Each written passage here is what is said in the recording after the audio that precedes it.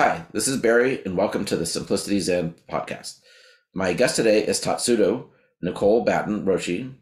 She's a Dharma successor of Zentatsu Baker Roshi in the Dharma Sangha Soto Zen lineage.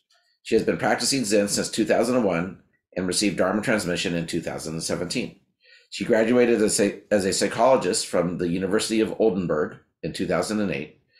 She is also trained at the School of Body and Mind Centering for 4 years.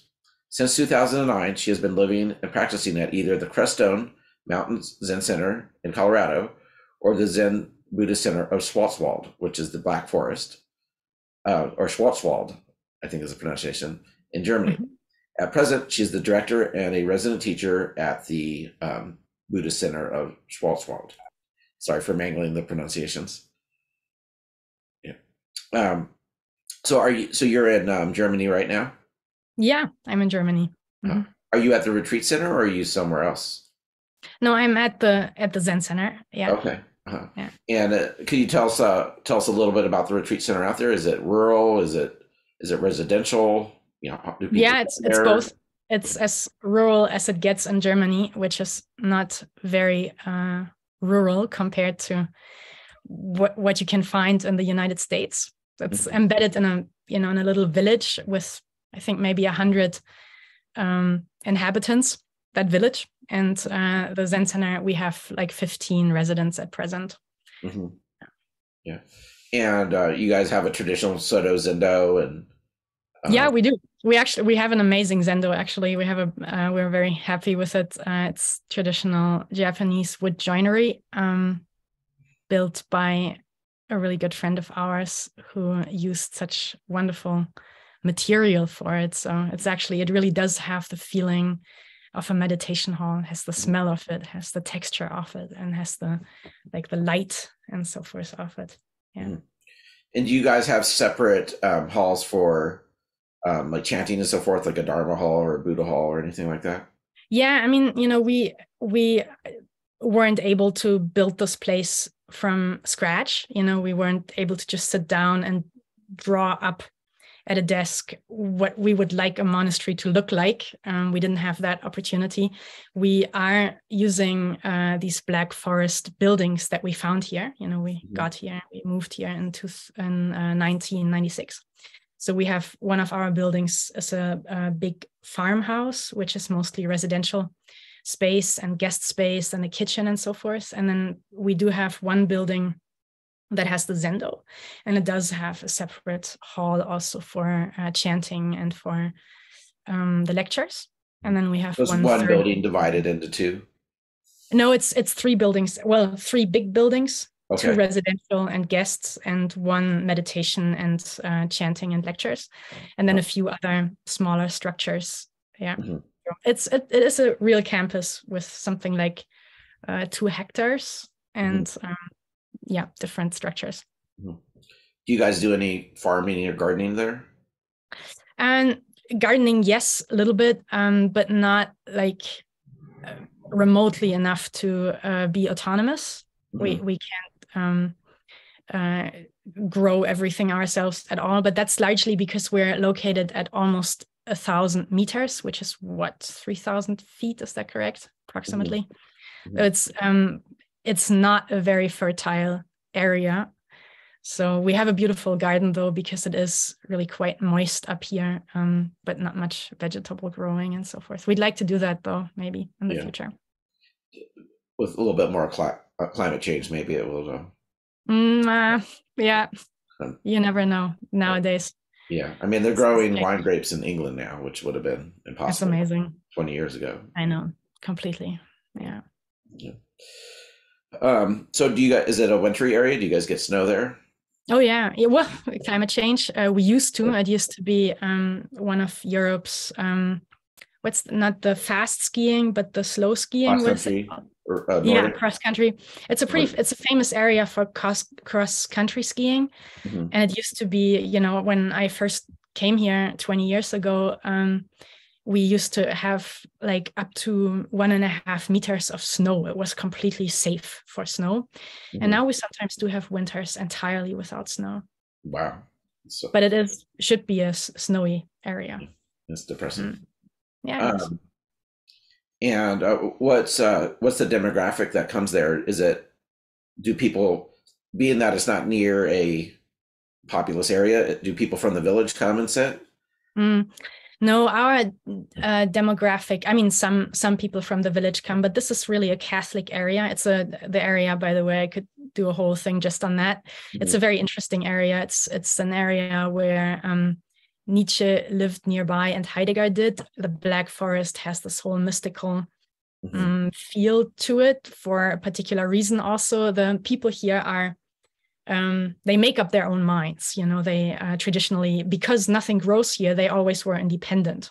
So they are independent thinkers, and there are a number of different spiritual traditions, but also it's a deeply Catholic area. So Culturally conservative. Culturally, it's deeply Catholic. So a few people from the village come, but that's not what we draw on. And also it's not, we're like in between Strasbourg in France, Basel and Zurich in Switzerland, and Freiburg in Germany. But everything is more than an hour away. So our demographic in terms of geography is German-speaking everywhereness, basically. Northern Germany, lots of Berlin people, and some Austrians, some Swiss people. How do you guys have like a Saturday or Sunday program that people drive out for? No, it's too far. We do have a Sunday program, but they could, but they don't drive out for it. We do have a Sunday afternoon lecture, but it's streamed online, and that is what people do. People participate in the streaming more than they actually drive here. We usually have on Sundays, because we do weekend seminars, so we will usually have something like 40 people or so on site anyways. So they are there, let's say 2 or 3 people from the village, sometimes a few more. But mostly what we do is we're streaming these Sunday talks. Oh, cool. And how many residents do you guys have? 15 at present. Yeah, and it fluctuates between, in addition, we have a few helpers. We try to have a staff of about 15 to 20 people. That's a good number for us. Yeah, like that. Is it kind of all ages, or does it trend older or trend younger? Or that's one of our huge topics right now. Actually, we are, and I think it reflects in the people who are drawn to us. We are in the middle of a generational transition. This Baker Roshi, my teacher, who founded this place and also the Crestone Mountain Zen Center in Colorado, he of course had a whole generation of students that built this place basically, and but he's now 87, and his students are like of that generation and a little younger, but he has turned over most of the teaching here to me during the pandemic at some point. So, I mean, like step by step in different ways. And so now, I guess maybe, I don't know, maybe I'm assuming because I'm younger than 87, I tend to draw younger people. So now we have, and it's really cool. It's actually a lot of fun. We're having this generational thing happening that we're also articulating in our programs, where we do have mostly 50-50, a group of like people 30, 20, 30, 35-ish, maybe a little older. And then also, we also have in-betweens, but then also people up to 80, 85, if they can still manage. Yeah, so it's a huge range of people. Like right now, I think our youngest is 20, and the oldest is Baker Roshi with 87. Yeah. And are there priests, or are there people on priest track? Yeah, that's another great question. Actually, that I could do a whole thing on. But we have both. We have both. Speak on as much as you want. It's very interesting. Okay, great. Yeah. Thank you. Yeah, we offer. We keep debating what should we call ourselves, and we've just started to no longer call this place, at least, a monastery, but we do have priests here. I think it's more accurate to speak of this place as a Sangha or a community practice place with a monastic schedule. And that, that is a little clearer with regard to what people expect, because what we do is we do have quite a few seminars, and people are coming and going of different ages. It's pretty alive, you know, it's like quite, I don't know, I think vibrant and vivid. And so in that sense, it doesn't have what most people would associate with a really settled, always settled, clear monastic, always still sort of feeling of a monastery. But we do have a monastic schedule, and people are ordained here. We require, our requirements for ordination are, I don't know compared to what exactly, but I find them fairly strict in the sense that we ask for at least 5 years of residency before we consider giving Tokudo, monk's ordination, to somebody. So that's not something that very many people do. So at present we have, I think, 4 or 5 monks here. Monks meaning both and women then some people that are in the midst of their 5 years working towards that. Yeah, exactly. Yeah, exactly. And and then the others. So we also do. Maybe I say at this point about a few things about our practice with regard to monasticism and lay path. Please. And also actually a secular path, because that is something that we're right now in the midst of trying to understand more clearly, how we can really offer practice in the most relevant way. So our inheritance is in the, given that we're from the Suzuki Roshi lineage, our inheritance is a monastic training path and monastic practice centers. And Crestone is actually a little more like that than the center in the Black Forest is. It has more of a monastic feeling and more of a monastic program to it. Like, for instance, wake up is at during the practice period at least at 3:30, whereas here wake up is at 5. But here we're also offering, so there's the monastic element where, the person would learn, what does it mean to be a Zen monastic? What's the idea of being a monk? What's the intention there? How is that cultivated? What's the expectation of a monk? What's the path of a monk? So that's more also knowledge and understanding, and especially embodiment, realization of the traditional aspects of practice. And then we're very specifically having now for a few decades, it's been our attempt, task, and real wish to make practice accessible in lay life. We do hold the view that the future of Buddhism is going in the West is going to mostly be a ideally lay adept practice. So we're trying to see what that requires. What does it take to build a lay adept practice? So that's a second path. Do you or Baker Roshi offer it in San Francisco Zen Center ecosystem? They offer Dharma Empower, no, I'm spacing on the name. Lay entrustment or Dharma entrustment. Oh yeah, Jukai. Yeah, we do that. Well, they have Jukai, right?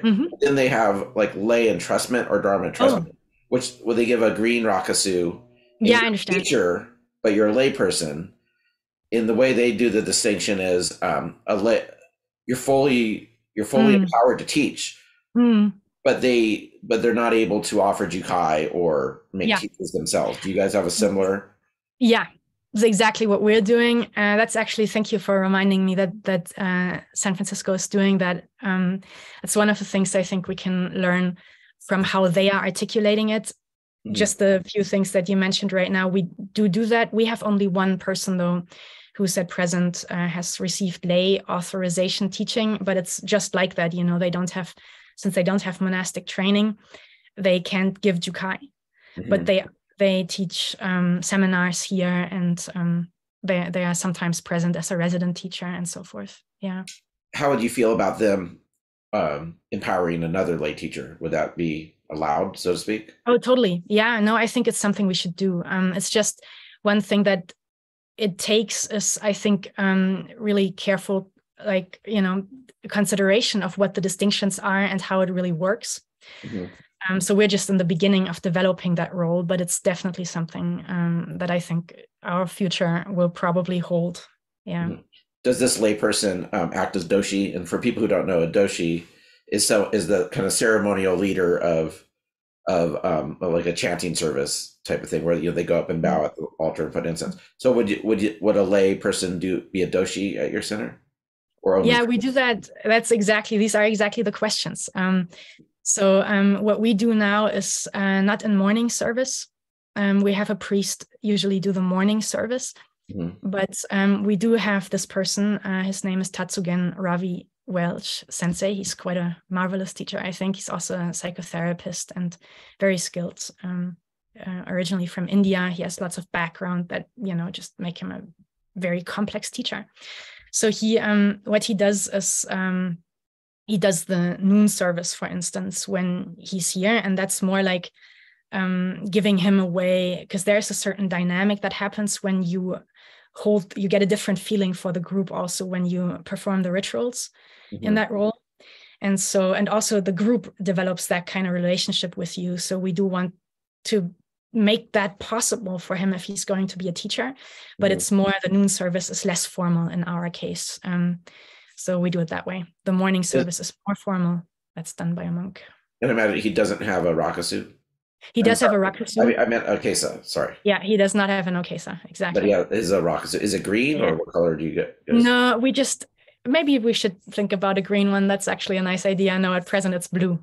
Blue, okay. The same as Jukai. Yeah. Yeah. Yeah. And so you hinted at the schedule there. Could you walk us through a typical day? Yeah. Will you do practice periods? We used to. We can't this year. Since the pandemic, we haven't been able to. We just can't pull it off financially, unfortunately. We would like to. So assuming that you'll be doing them again, can you walk through what a day in the life is like during non-practice period and then practice period, and maybe contrast that to a retreat a little bit? You don't have to go into great detail, but just kind of paint a picture of what daily life is. Yeah, sure. So daily life is, we start at 5. Wake up is at 5. There's a wake up bell and, all of that. Someone runs through the ringing a bell. Okay. Yeah, exactly. Yeah. And then there's morning zazen starts at 5:30. And we have 2 periods with kinhin in between. Then there is sutra recitation, which, we do like a 25-minute version of that. You do it in German? Yeah, we do the Sino-Japanese. We do the Heart Sutra in Sino-Japanese. And then, but the texts that are translated, we do in German, not English, which is then the Heart Sutra. There's a little debate about how to develop that. We'd like to have a few more German texts. Right now, we only do the Heart Sutra in German. What did translating the Heart Sutra into German make it like a 5-page text? Yeah, you'd think, right? No, it's just a 1-page. Because I remember like in philosophy class, there'd be like one sentence in English would be like 8 sentences in German. I relate to that. I'm Baker Roshi's translator. In fact, I just got out of a lecture in which I translated for him. And it's totally like that. He'll say something, and then I go, like that. And it takes like 5 minutes. And he's, are you sure you're translating this? Yeah. Right. But I would actually love to see the Heart Sutra in German. Could you send that to me at some point after? I'd love to. Sure. Anyways, so you guys do the service. Yeah, and then we have like a 1-hour personal body work time that the residents here really found is super helpful to them. It's like a 1 hour where it's either a self-guided study or pre-breakfast. Yeah, it's pre-breakfast. It used to be our soji time, and now we decided it's actually a good way if we are going to start your day fully intentionally. We found that it's good if people have a stretch of time in starting their day where they can take care of all of their, like everything they feel they need to do to get their body and minds ready for the day. So many people do yoga or some form of that, and also like have enough time to also study briefly. And then there's oryoki breakfast. Yeah, that's like at this point we're at 8:45. Yeah, and then after oryoki breakfast, so that's all of that is our silent part in the day. And in normal daily life, then silence ends after oryoki. Usually we have a short break, 20 minutes or so, and then work meeting and work till 1. That's like a 2.5-3 hour work period. and then 3 hour, and then a lunch break, and then afternoon work, 3:30 to like 5:30 or 6, and then buffet style dinner. So the other 2 meals, lunch at 1 and the dinner, they are both usually in daily life, they are buffet style. And then there's evenings also in 2 periods, each 30 minutes. Yeah, that's our And what kind of work practice are people doing? All over the place, because we're doing everything ourselves. Meaning we have no employees except for like the accounting or web development, so things that you just really need certain professional skills for.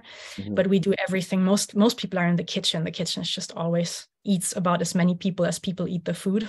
Feels like it's always kitchen work. And then there's gardening work, there's always cleaning to do, making the rooms, fixing things, maintaining the campus, office work. Do you have a lot of guests that need to be managed? Yeah, we do. Well, for our proportions, it's a lot of guests. We do have like each week maybe 30 guests or so throughout the week. But usually all come on Thursday, and then because we do weekend seminars, Thursday through Sunday is usually, but then some people arrive on Wednesday or something. Are the seminars themed like, is it stuff like, Buddhism and the practice of law, or or yoga and the paramitas? Are they like kind of themed like that? Yeah, we do. We differentiate between our classic Zen events, which they will just usually have some kind of Zen title, like I don't know, stillness and activity, or I don't know. We have a whole array of titles. Right now I'm doing the ABC of Zen practice for beginners. That's like one of the formats that we repeat throughout the year. So we have, for one thing, we have traditional Zen. Well, they're not traditional at all. Actually, we made them up. They are weekend seminars, which I don't believe Dogen ever did. But so they are. But for us, they are just traditional Zen teaching. Let's put it that way. And but then we also have what we call Sangha-led seminars. That was a huge discovery. I'm still very happy with how that all developed. We discovered at some point, geez, we have so many people here who've been coming for 20 plus years, and they are applying what they're learning here. They're applying their practice in their jobs. So for some of them, that is business in the business world, but mostly it's body work stuff. And some is psychology, mindfulness stuff, or arts, calligraphy, ikebana, the bamboo flute, shakuhachi, and so forth. So these people who've been practicing, who've been students here, we've asked them at some point, why don't you bring some of the people that you're usually working with here? And so that really tremendously built Sangha. That was fun. That was great. And then sometimes we'll have at the same time overlapping a calligraphy workshop and a yoga and Zen retreat. And then these people get to know each other, and then they cross-pollinate and so forth. That's actually a really nice thing to do. That's awesome. Yeah. So could you contrast this type of schedule to practice period mode? Yeah. I'll give you when you're likely to do it. Yeah, exactly. Well, okay. I'll give you the most likely version if we did do a practice period next year, for instance, what it would look like. It would probably be a 4 a.m. wake up. That's always the first important decision one has to make. When is the wake up? And that determines basically the character of that particular practice period you're going to be doing. But for us, 4 is kind of like the latest we can imagine doing for a 90-day Ango. And an Ango, by the way, also since that term practice period is used differently in different Sanghas, we only do 90 days. It's either 90 days or like a real Ango. Yeah, it's exactly. So yeah, our wake up would be 4, and then the Zazen periods would be 50-40 rather than 40-40. It's only a slight difference, but still.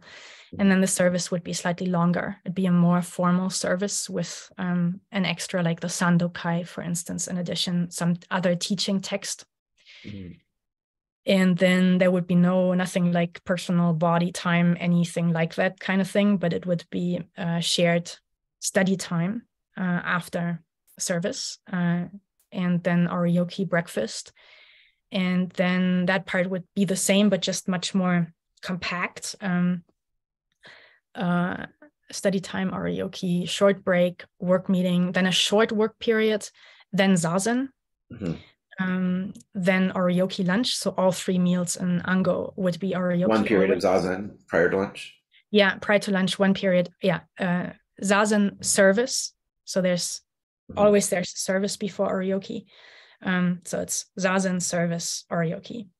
And then short lunch break. That's the other thing in practice periods. Breaks are much shorter. Like in daily life, we have up to 2 hours lunch break, and here it's like less than an hour.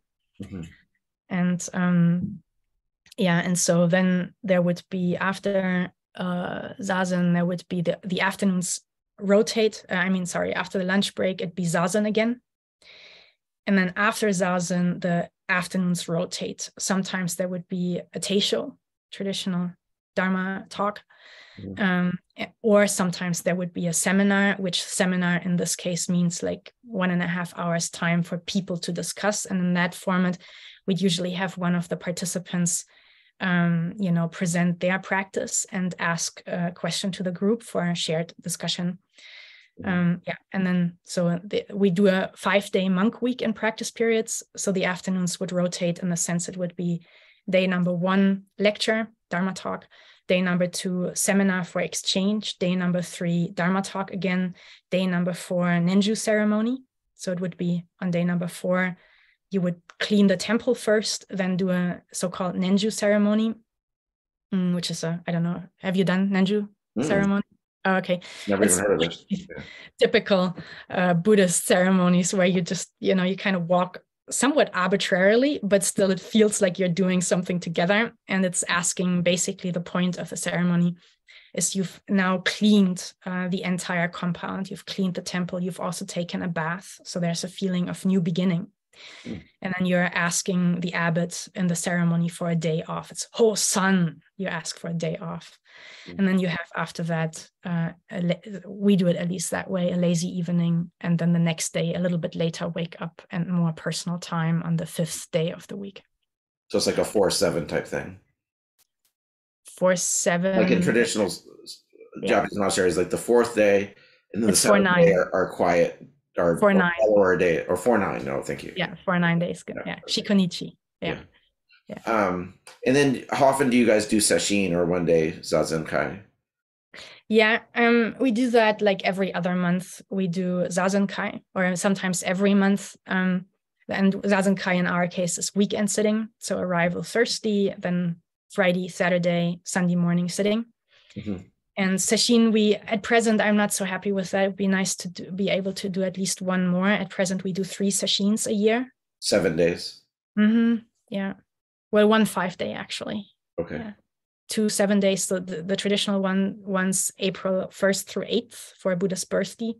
And then Rahatsu sesshin, of course, December 1st through 8th. And then we have an additional 5-day sesshin. If we could, like, maybe for next year, we'll do a 4th sesshin. We used to have 4 sessins here. Is German the language spoken on a daily basis? English and German, because 2 of our teachers and also Baker Roshi, of course, only speaks English. And then also Ryuten Paul Rosenblum Roshi teaches here. He's the assistant abbot as well. And he teaches only in English. So then it's translated. Then we do English, German. And what I or Ravi or Shosan Gerald Weishede, when we teach, it's German only. Interesting. Yeah. And so for your monks that you're training, do you have a set curriculum for them? Like, you need to read the Lotus Sutra, the Paramita Sutras? Is there like a curriculum, or are you just working with the causes and conditions of each monk, what you think they need to know? Like, what do you want out of a monk from a curriculum perspective? One of the questions, also as part of our generational transition, that's in real reformation, we used to expect of a monk, whether Tokudo is given and received, it used to be entirely folded into the teacher-disciple relationship. And so it was a very personal, contextual expectation and thing to do. With the main ingredient and expectation in it being commitment. The basic idea, it's a little vague, but I'll start there, is what's expected of a monk is that you rather than bringing practice into your life, you have the feeling and the dynamic of bringing your life into practice. And as a monk, the idea is you ought to make all your life decisions really with and for and also through the Sangha. So you're putting your life into that context. So that kind of commitment, when that's there and when it's been there and when it's developed and when it really feels like the person, the person is enjoying that as a way of life, that is actually what they deeply want to do. When that is there, then the main ingredients for monk ordination are there. And that is how we've always done it. And that, I would say, as a basic dynamic, is still the case.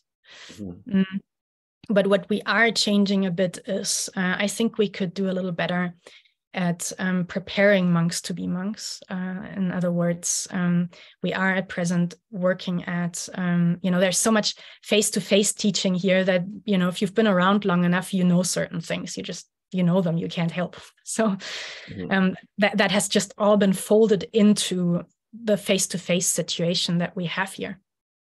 And it's also the case that just living a monastic schedule for a long time, you can't do it unless you have adjusted your whole inner ecosystem, your whole milieu a certain way.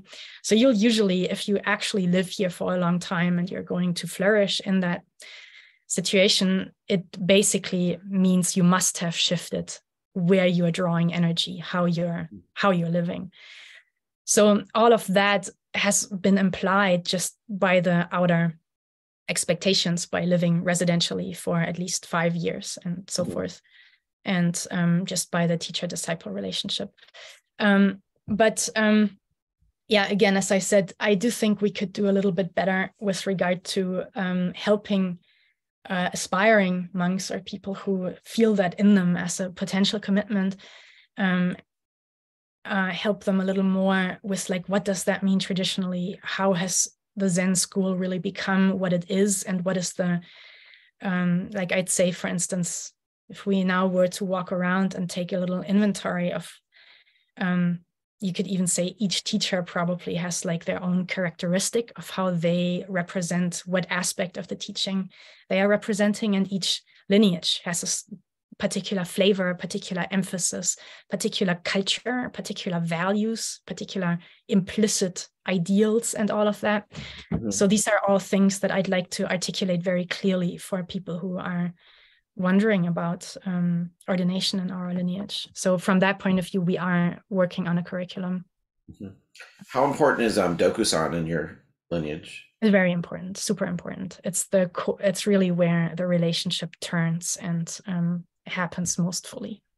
How often do you guys have Dokusan between teacher and student?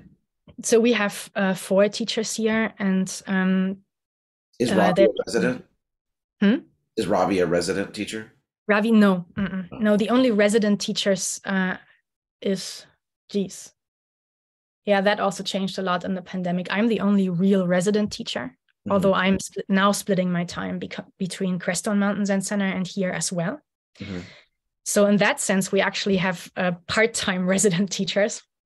But I live here most fully, I'd say. And but then Shosan Vaishade Roshi lives here 2 months out of the year. Ravi comes only for seminars. Baker Roshi lives here 5 months out of the year. And Ryuten Paul Rosenblum Roshi used to live here 6 months out of the year, but now he comes more for 2 months and 2 months. He's also, just his life changing. And so for your students in particular, that consider you their teacher, how often do you meet with them for Dokusan? I try to do once a week so that I can see most people. And that's, so there's always, how would I like it to be and what is it actually like? I've now for so long, for 10 years now no, that's not true. For 10 years, I've been the main administrator here. So for the last 3 years, I've held that double responsibility of also being a resident teacher and being the main administrator. And I have so incredibly little time that makes it very difficult to do everything as much as I would like to. But I've now been able to turn over the administrative responsibilities to others. So that makes it more possible that it's happened in the last 3 months. So, and I have been able to do dokusans like more like once a week, which is what I would like to do. And is that the case do you do dokusan on Zoom or whatever for remote students, or is it all in person? Yeah, a lot of people are asking for it. I prefer dokusan in person by far. Mm-hmm. But it is the case. I see the benefits. So I've started to give like once a month or so an afternoon away in which I can, I don't know, maybe do 10 conversations or something in one afternoon. And then I just have a little calendar where people can book a slot. Mm-hmm. Yeah. How long is it? Like a half an hour? Or? No, I do 20 minutes. Yeah, 20 minutes per person. Mm-hmm. Mm-hmm. Cool. So another question. I noticed on your webpage, a lot of your monastics are not shaving their head. How did that come about? Or has it always been the case?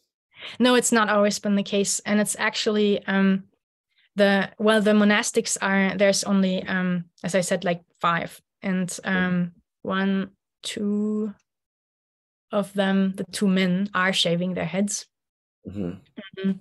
And the 3 women aren't.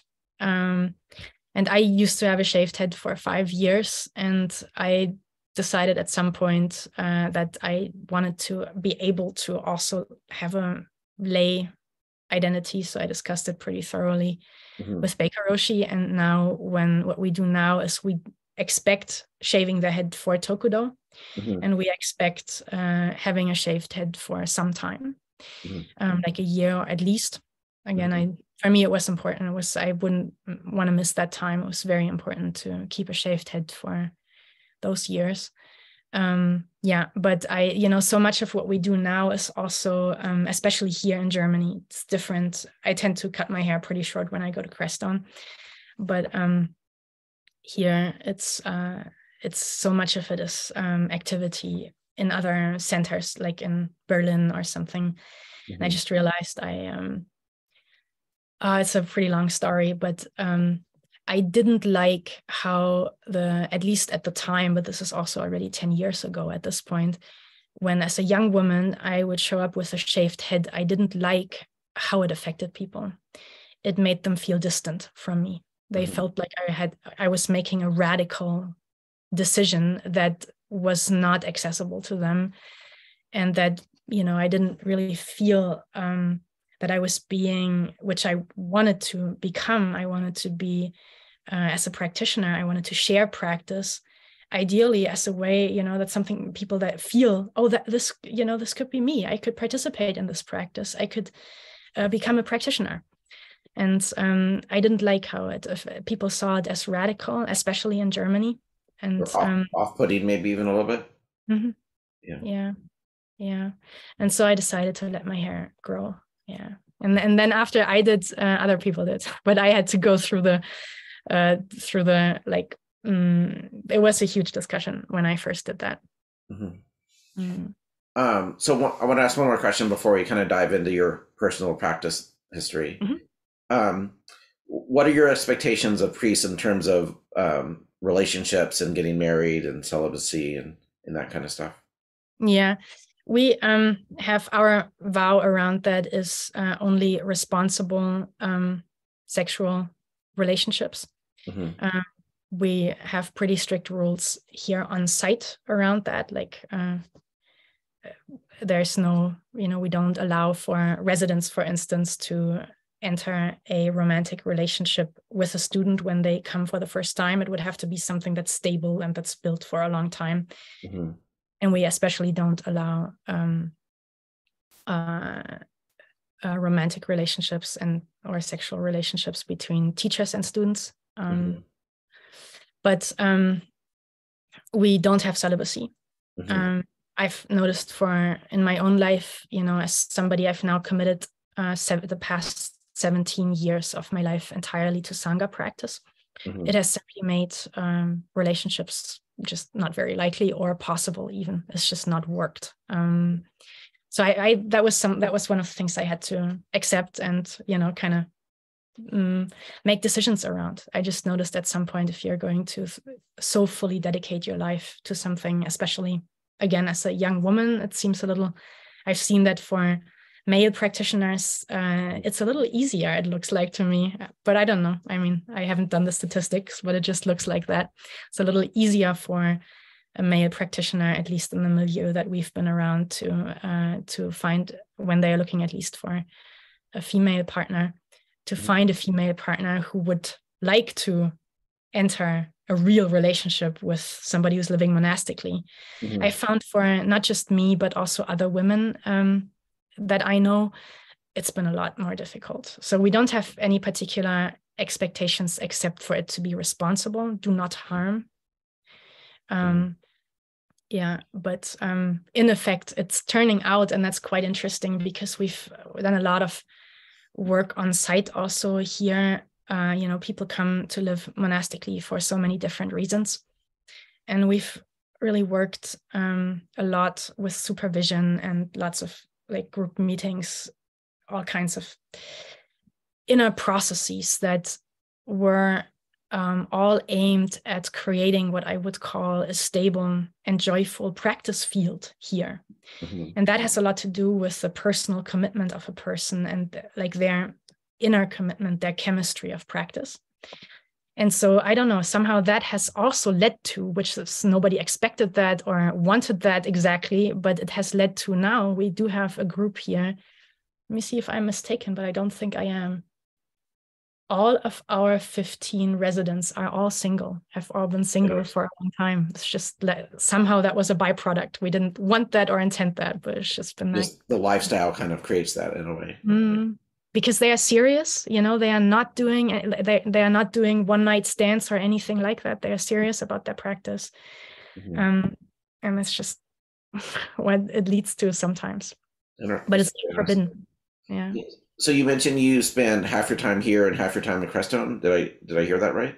Yeah, approximately. At least next year. This year I was in Crestone for 3 months, but now I have a religious visa. So next year I presumably be in Crestone more like 5 months or something. And your roles are similar in both places?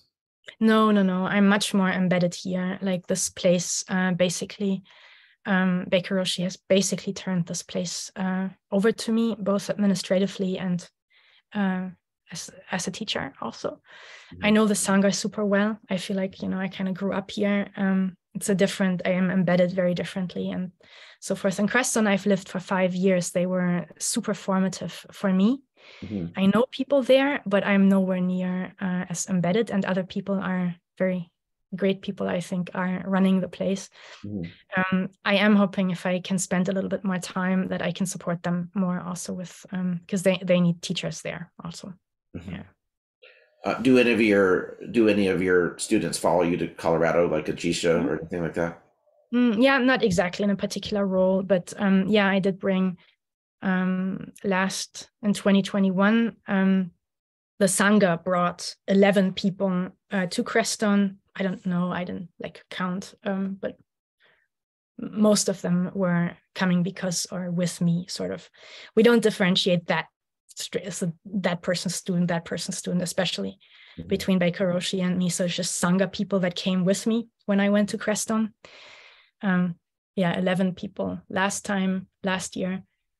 And this year we couldn't offer a practice period in Crestone, but still 5 people came with me when I went. And next year it looks like it'll maybe up to 20, which would be great, but maybe 15 or something. So is that what it is? You guys are going there for an ongoing practice? Yeah, okay. That's what the participants, but that's also a visa thing. It used to be so easy to get this half a year visa. I think that's, if I know correctly, no longer that easy.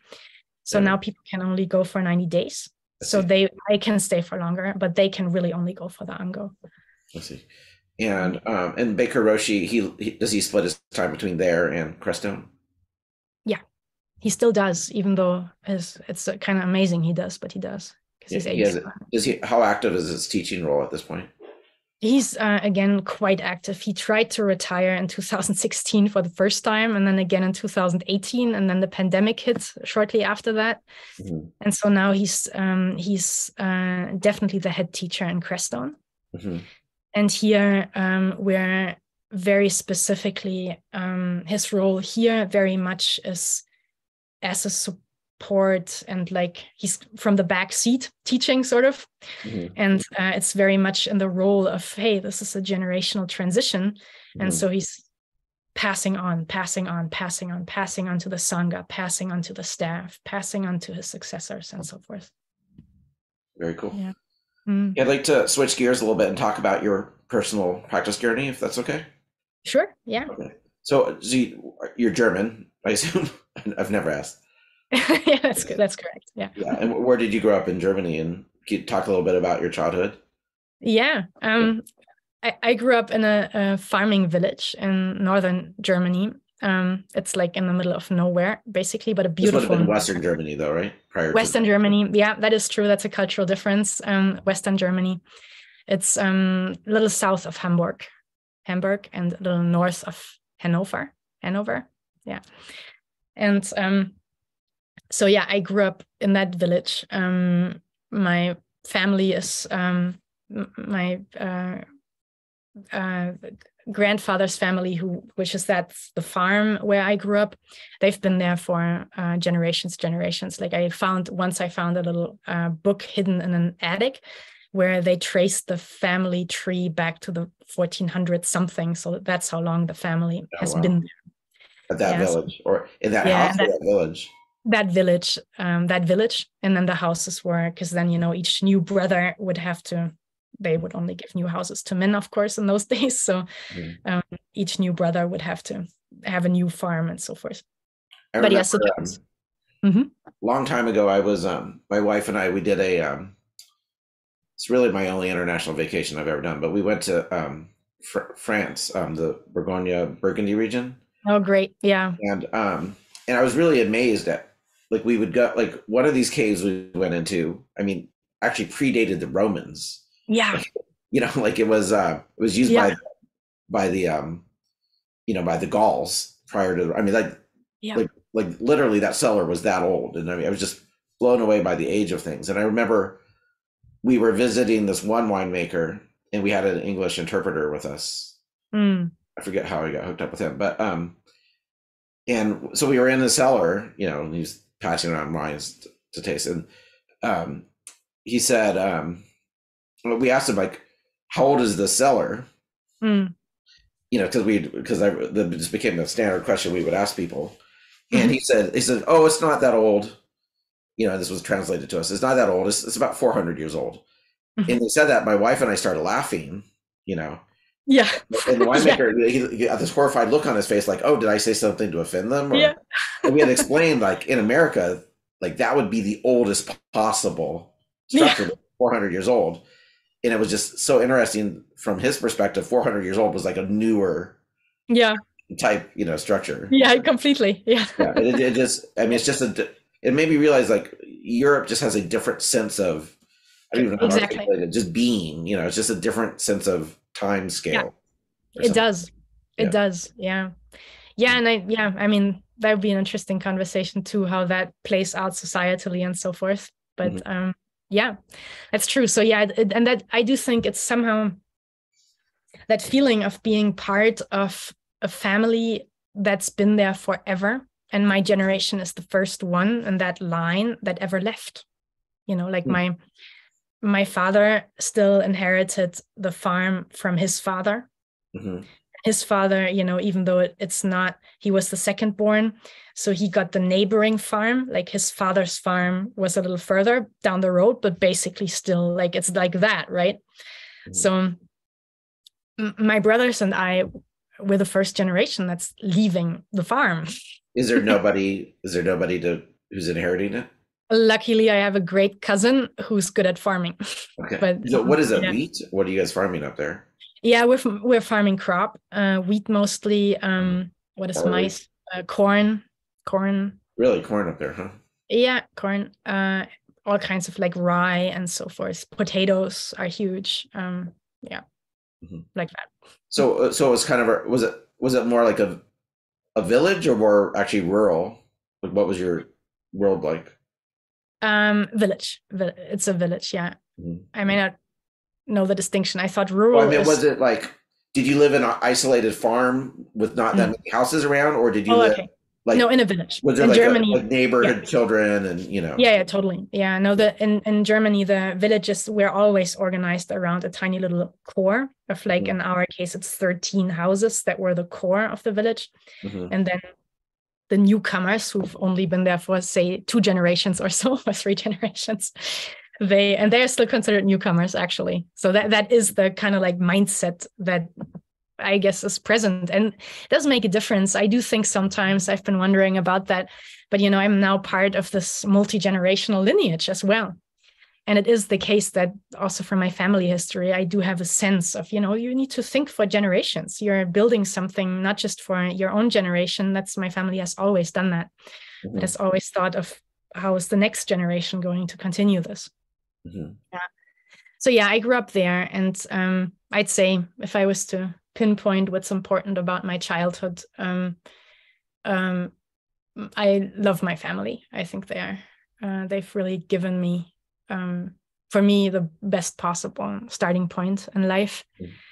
Still get along with everyone super well. I'm the oldest one of 13 cousins, and we're all very close. My grandmother is still alive. My grandfather, unfortunately, they were both like the big mother and father of the whole farm. Like the patriarch and matriarch. Yeah. Yeah. And then all 13 cousins would always kind of like that they were our reference point. So it felt more like 13 siblings and like that. It was and it is still very close. I kind of doubt it can still be like that in the next generation, but who knows? Mm-hmm.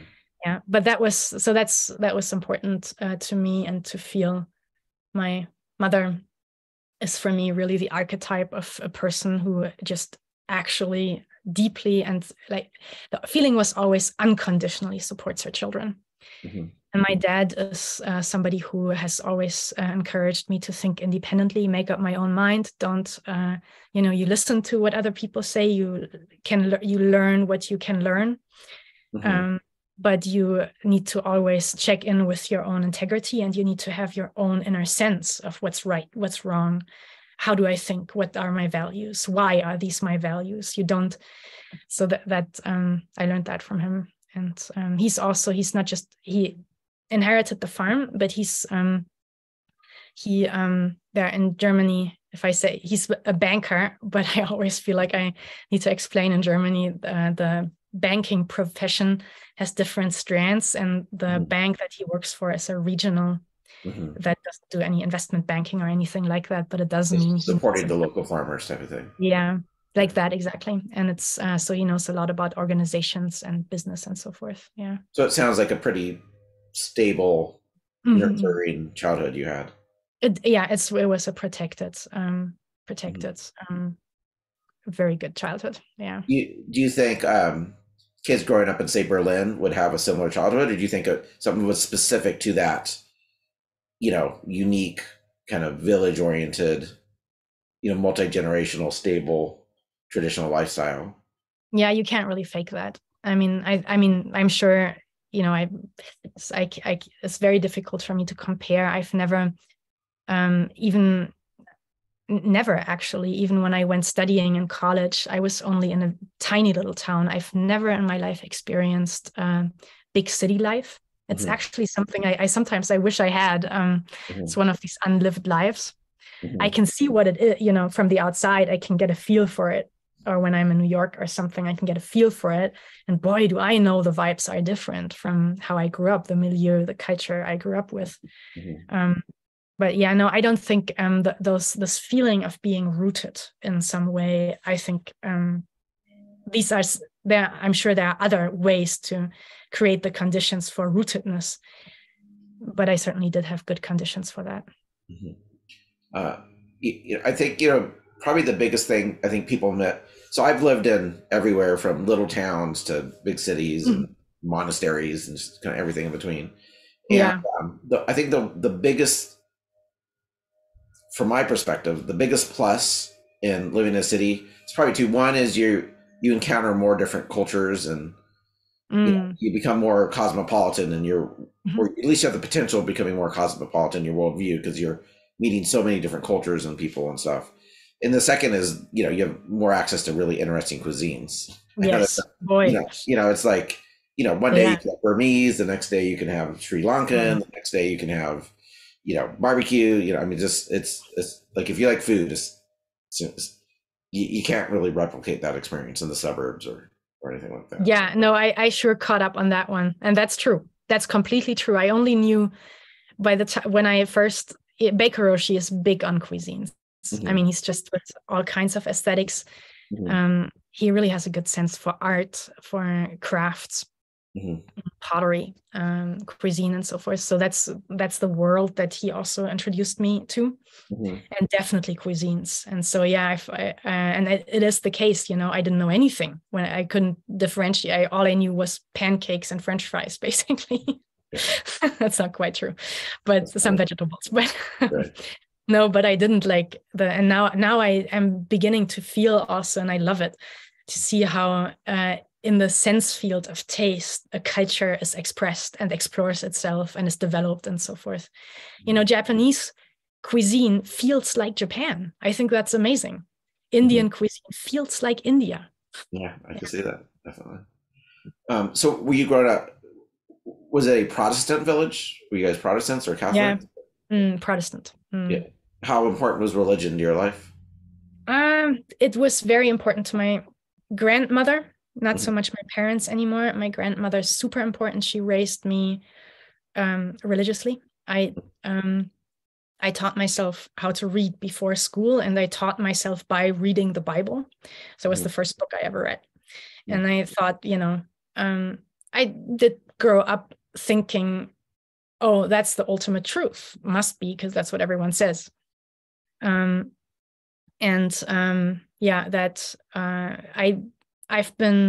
we go to church. We went to church when I was a child. But there wasn't a feeling of there was still a feeling of, well, you kids, you have to find out for yourself. And when I realized that wasn't my religion. What age was that? That started at 14. Before that, did you have any like religious feelings or mystical or spiritual experiences? I did, yeah. I did. Now looking back, I would say so. I did have, I think one of the really determinative, is that the word?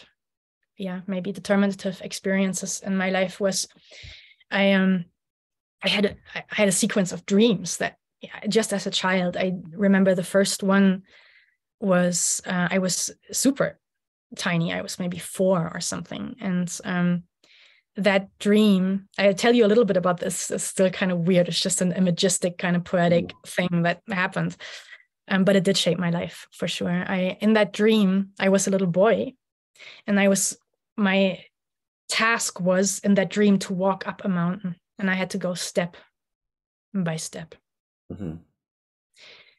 And when I reached the top of the mountain, I know that each step of the path was like its own world. It was like inhabiting. Each step was a real step in life. That's what it felt like. When I reached the top of the mountain, then a bird came in that dream. I remember it totally vividly, that dream. It was like it really happened. And so a bird came to the top of the mountain, and it was said that bird comes once in 1,000 years. And every time it only picks up one tiny little, one tiny little stone. Yeah, and flies away with it. And then it'll come back again in 1,000 years and pick up one tiny little stone. And the question in the dream was something like, when will this mountain be carried away? And it was that question. Yeah, it was that question. That's like, don't they measure a kalpa by a bird brushing a wing on a mountain? And how long I learned that much later. Yeah, I learned that much later. And at that time, I don't know, I may have, it is possible that I watched some kind of movie that I don't remember where such an idea was presented. Yeah, unlikely. I don't know. I really don't know where that image came from. But what did happen is that the question and the idea of that kind of time frame changed the feeling of this, like in the dream completely. And I woke up. Now, I woke up deeply blissed, just deeply, everything is in place. Like a feeling of, and I remember when I woke up, I would feel like this for the rest of my life. And I did feel like that for a few days. And I remember even as a child, how I wanted to, I would draw a little, I didn't want to forget. So I drew the mountain and stuff. It was very important to me. It was such a real feeling. Did you prescribe any religious connotations at that age? No, not at that age at all. No. Yeah. The dream, I tried to dream it then again every night because, I was a child. So, and that didn't work, of course. But about 1 year later, I would say, maybe when I was 5 or maybe even 6, but I was a little more, I was more conscious. The dream recurred in exactly the same way. And it produced exactly the same feeling. And it was what shaped my life. The reason I said it was definitive for me is I never forgot the feeling.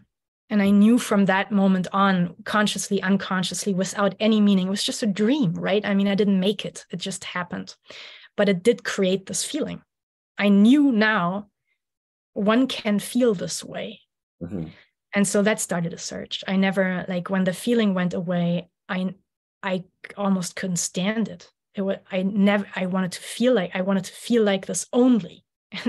So that did start also lots of suffering because I felt separated from that kind of feeling. That's incredible. Did it have any kind of implications of sense of identity, like who you were or anything like that? Nothing. No, not at all. Yeah. Wow, that's a really cool story. So when you got into your teenage years, did you start having a sense of identity crisis or hormonal driven?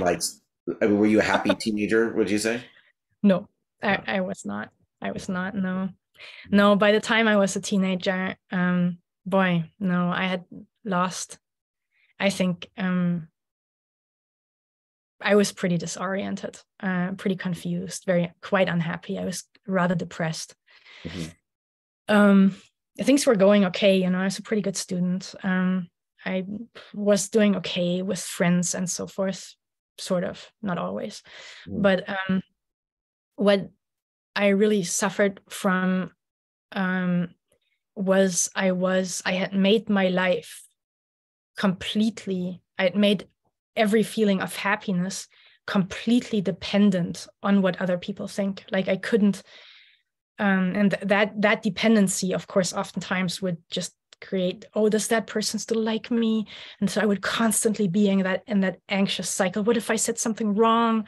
And that by the time I was a teenager, that being a basic dynamic in my life, now hormones added to that was just hell. I mean, I was very clear by the time I was 15. If this is what it feels like to be me, I won't make it till 80. That's I can't stand it for so long to be me. It has to change what it's like to be me. And so I was actually starting to look for answers. And that is also when I broke with Christianity in a way, because it just didn't give me, I really tried, but I just could not find the answers I was looking for. Well, did you have any access to Eastern spirituality or philosophy at that point? Much later. Much later, meaning 16. It felt like a long time. Right. I went to Oregon as an exchange student when I was 16 in high school. Oh, really? Interesting. Yeah. I have to ask, so your English is better than mine, embarrassingly. Did you grow up speaking English or? No, I didn't. Okay. No. Yeah. No, how did you how's your English so strong? Is it taught in school or? Well, no, school English is not that great in Germany. I think it's, being an exchange student at that age definitely gave me a good basis. But then much of my English is Baker Roshi. Because I've been translating for him for 15 years. And this guy has a vocabulary. He makes up his own words because he finds English vocabulary to be too limited. So literally every third sentence is a new made up word. Instead of like intentity, experiality, relationality. So I have to deal with English in pretty creative ways, and that, I guess, is keeping my brain active. So you went to Oregon. Do you go to Portland, or where did you go? No, south of Portland, Dace Creek, also a tiny little village. Canyonville, as some people may know. I don't know these areas. Yeah, Canyonville is, it's been so long. Roseburg, Canyonville. Okay. I know where Roseburg is. Yeah. Yeah, Roseburg. Roseburg was 20 minutes or so by car. Yeah, I went there in high school. It's a crazy story. I was in a host family that really didn't work out well. I'm debating right now. I don't think that's worthwhile our time to go into all of that. Okay. But I am, and there's some illegal activities part of the story, so maybe I shouldn't say too much. Does it involve cultivation of plants? Yeah, for one thing, but much worse. The second host family I was with was a Vietnam vet, and he was on pretty heavy duty drugs. I loved the guy. He was really, I really liked him a lot. But he is also, I mean, looking from the legal point of view, more than a questionable character. Okay. So that sounds like an adventure. Yeah, it did make me feel that was like when I really had to learn. I didn't have a context when I was there. I will say it was probably the most important year in my life. But I didn't have a context, like I couldn't. It was a Mormon community. Mormon. And the people talked themselves. It took me a while. I had to understand like what they mean.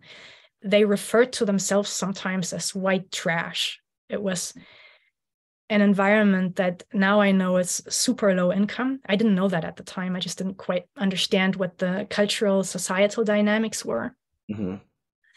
But anyways, it was a very challenged community, and I liked it a lot. I liked the people a lot, but it also, I did learn very quickly. I have to understand for myself, like I can't easily rely on what's going on here. I have to figure out for myself how, like what I'm going to do. I have to make my own decisions.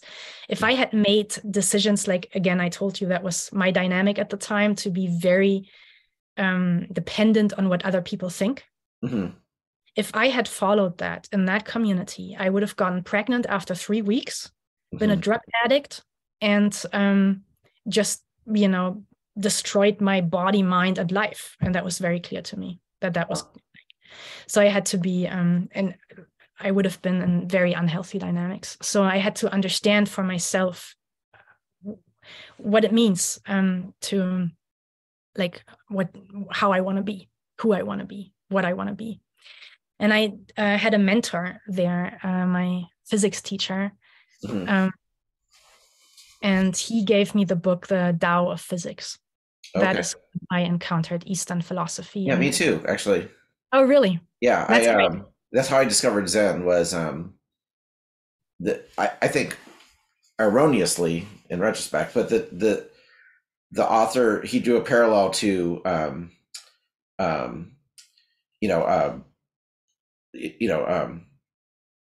subatomic physics, absolutely, and quantum physics, and totally koans. And that is the first time I'd heard of Zen or koans, and that made me go. It's exactly what happened to me. Yeah. And it was, for me, so the Tao of Physics, Fritjof Capra, if you remember, it was such an important time for me. I read the book probably 5 or 6 times. I almost memorized it. It was such a, that became my Bible, speaking of religion. And it was because what Mr. Hampton, my teacher, what he found was, and he told me, he kind of saw what was going on with me. And there were some super good people in that community, real saints in a way. And he was one of them. And he saw what's going on. And he said, I think you need a reference point. He said something like, you look like somebody, or you're clearly interested in science. So here's a science book. And that has a different level of depth. I think you should read that. And then he asked me to tell him how I felt about it. So it was also relationally embedded in somebody I really admired.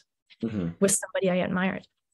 And so I did believe in science completely. And so the common sense of science was ultimate sanity for me, both in my own chaos, my inner world chaos, and also in the chaos around me. And then that how science opened up through the Tao as a whole worldview that made sense to me, that was unbelievable. Yeah, so that's how I encountered that. And it made me remember the dream, by the way. I had forgotten the dream, but yeah, I had forgotten the dream. Oh, that's fascinating. Until I read that book again. And then how long did you stay in America? A year or so? Yeah, 1 year. Like 10 months is the typical school year. And then you went back to Germany. Finished high school. And then went to college. What I did first after high school, after finishing my Abitur is what it's called in Germany, I decided I had an identity crisis. I guess that was the origin of your question originally. I realized I really didn't know. I was still in that thing of how am I going to make a life choice? Like, how am I going to know what I should study and what I should do as a profession? What should I do with my life? If I can't even discern, I noticed I was able at that point, much clearer than earlier, to actually observe my mind. And I could see that, there was a real moment of despair when I realized that I was unable to have a single thought that I felt I could trust. I would have a thought, and then I'd look into the thought. Where is it coming from? What are the values embedded in it? What are the assumptions? And every single thought I was able to trace back to something that just wasn't reliable. There was nothing. Ultimately, I still realized will I study medicine? In the end, when I really traced it back, it was based on, for example, wanting to be recognized, appreciated by somebody who happened to be my music teacher at that point in school, and who I knew I would never see again after school. So am I really going to choose a profession based on wanting to impress this person? So I just didn't know, like, how am I going to make a choice? What is this me that has to now make a life for herself? So what I decided after school is I'm not going to make a decision. I will wait until I know how to make decisions. And so I thought somebody in the world must know. And so I wanted to travel the world. But I had already encountered Johanneshof at that point, but I hadn't, Johanneshof being, that's the AKA former name of the Zen Buddhist Center here in the Black Forest. Oh, okay. Yeah. But I had met Baker Roshi. Pre-Baker Roshi? No, it is post-Baker Roshi, but it's just the name of the house, the farming house here, which we still call that. It's the name that this house was called, like prior Buddhism in the West and so forth. As a farming house, it had that name. Yeah. And so you were kind of on this quest to figure out life, and you'd heard about this place. Is that what happened? Yeah, not really. I first encountered, that's right, we haven't gone there yet. When I returned from Oregon, I had all of that stuff happening in me, right? And I knew I wanted to really follow this path of exploring what it means to be alive. And so I talked to my parents about it. And they, as I said, they're super supportive, but they had no idea what I was talking about.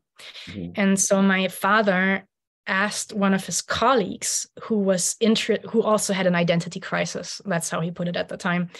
And his colleague gave him a bunch, maybe 20 or so brochures of places in Europe that he said he had visited already and that he said were trustworthy, because of course there's also a bunch of cults and nonsense out there. So my dad didn't want to send me to a bad place.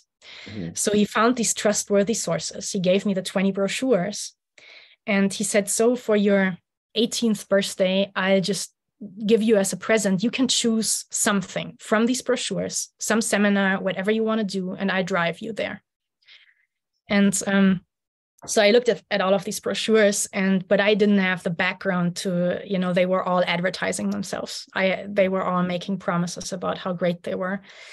And so what I did is I closed my eyes and I said to myself, if intuition is for real, if it exists, it has to work now. Mm-hmm. And so again, I closed my eyes and just pulled out some brochure. And it was the only black and white brochure in the whole pile. And it was the brochure of this place here. Oh, wow. Yeah. And it was like, it was black and white. It made no attempts to advertise itself. It just said, it gave me dates, and then it said work practice. It didn't sound too good for a teenage person, but still, I pulled this brochure. I'm going to do this. But I did like the idea that, that actually spoke to me right away, because my whole thing was, I do not want other people to keep telling me what I should think. I want to find out what I think. And the fact that this brochure didn't advertise actually made it like I wanted to go at that point. Interesting. That's how I found this place. Could you characterize like kind of your quest at this point as like finding out the truth? Like, did that? Yeah, no. It's actually, if I'm really honest about it, it's just wanting to cope with being me. Mm-hmm. That's all. Was there any like existential issues of, oh my God, I'm gonna die someday, or anything like that? It was more like moment by moment experience. It was more like I just felt populated by thoughts I didn't want to think, feelings I didn't want to feel. I didn't know how to make decisions. I didn't know how to create the kind of life I didn't even know what I wanted. So therefore I also didn't know how to make that happen. It was just all very confusing. There was nothing, it was just feeling, the first thing from Buddhism, when I heard Baker Roshi he quoted that very early on when I met him, now I have to think, it's super famous, anyways, it's the story where this whole world is entangled in a tangle. This entire generation is entangled in a tangle. There's a tangle inside, there's a tangle outside. Who will entangle this tangle? That is Visuddhimagga, from the Visuddhimagga. And so that when I heard that, that's how I felt. And I just wanted to get out of this. I just felt confused. So you came out to the center, or its predecessor. Had you read anything about Zen in particular prior to that? No. On the drive, it's a pretty long drive from northern Germany down here. And my dad did make his promise come true. He drove me here. I'm curious what you guys consider a long drive. 8 hours. Okay, yes, fairly. Yeah. So sometimes people on the East Coast, they're like, oh my God, it's such a long drive. It's going to be like 2 hours. I'm like, well, yeah, I know. California, that's someone's commute, I know. It's like in Colorado, that's how far it is to go to the next pharmacy. Yeah. Anyway, so what was your first impression of the center when you came to it? And the people, the monks, the vibe, Baker Roshi, all that, like, it kind of paint a picture of your experience showing up there and what your impressions were and so forth. Yeah. They had just started. They were still pretty like, what are we doing here? Baker Roshi wasn't there when I first arrived. My parents dropped me off in the parking lot, and a resident who was super nervous about having a 17-year-old girl arrive, like that just hadn't happened, and also somebody they didn't know arrive, that also hadn't really happened. So they didn't know what to do with me. And I remember the first thing that happened is this resident, he asked me, have you ever sat before? And I didn't realize that sitting meant meditation or zazen or anything. So I was literally thinking he was asking if I had ever sat before. So I said, yeah, we do assume that posture, like in school and stuff. That's funny. Yeah, but that's how little I knew. So he showed me how to sit, and I liked the smell. That's the first thing I remember. I came in and I liked the smell. In the Zendo? The whole building. What was your first impression of Zazen? I loved it. It was the first time I felt like I was home. Immediately. First time I felt like I was home. It was the first time anything ever made sense to me. Interesting. when you got into the schedule, did you have any physical difficulties with Oh posture boy. or, Yeah. I was the at the time. She kept I just could not sit still. I mean, I was also very stiff. Like I grew up on a farm, I'm not a yoga hip young thing. I was super stiff. I played soccer. Like I was more like that.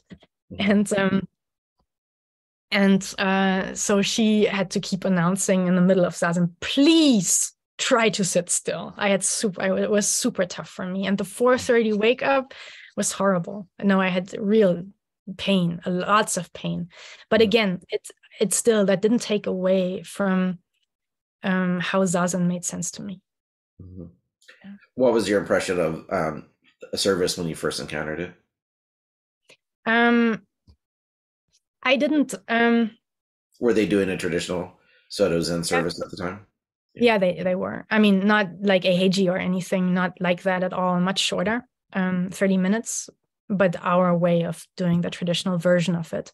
So they were doing the Japanese Heart Sutra was like, I don't know, 25 or 30 minutes. I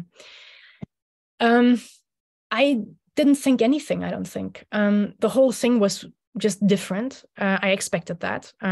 Or I mean, I don't know what I expected, but I did know I wanted to, I wanted to change my life. And so I thought a weird environment is probably good for that. Mm-hmm. And so I didn't have neither expectations nor I didn't compare it to anything at all. I just tried to figure out how it works. I really liked, there was no teaching when I was here because it was literally just work practice with lots of Zazen. Mm-hmm. So when we recited the German Heart Sutra, which we already had at the time, it was very new at that time, it had just been translated. That was the only teaching I had to make sense of my whole stay. And so that was important to have that. And at least it gave me a clue. Like, what? I don't have eyes or ears, huh? Yeah, that's true. That was a problem. Yeah, exactly. But I did like the intro of was relieved from all suffering. I thought, whatever this text says, I am going to have to figure out what it means. Mm-hmm. Yeah. So was Baker Roshi gone the whole time you were there? Yeah, he was. He was in Crestone. How long was your stay? 2 weeks. Mm-hmm. Yeah. What was next for you after that? What was next for me? That was during school still. I was in 12th grade at that point. So I just went back to school and my vacation was over. And I just finished school after that. And then, but that experience really stayed with me. It was hard. I mean, it wasn't easy for me. But as I said, it made sense. And I liked the people. And I like the smell. I just like the feeling. Mm-hmm. And so I decided after I finished Abitur, I guess we left off there on one of our loops before, and I wanted to travel the world. But my first stop was going to be come back here to this place, the Buddhist Center. And I thought I'd maybe stay for another 2 weeks. But I was open-minded about where to go after that. I thought probably maybe to the US or maybe Australia or something. I didn't know. Mm-hmm. But when I came back for that second time, Baker Roshi was here. And then I also participated for the first time in one of his seminars and so forth. And I decided I decided to just stay here. I had a 1.5 years time. And I decided at that point that I just wanted to. Is this before college or after college? Before college.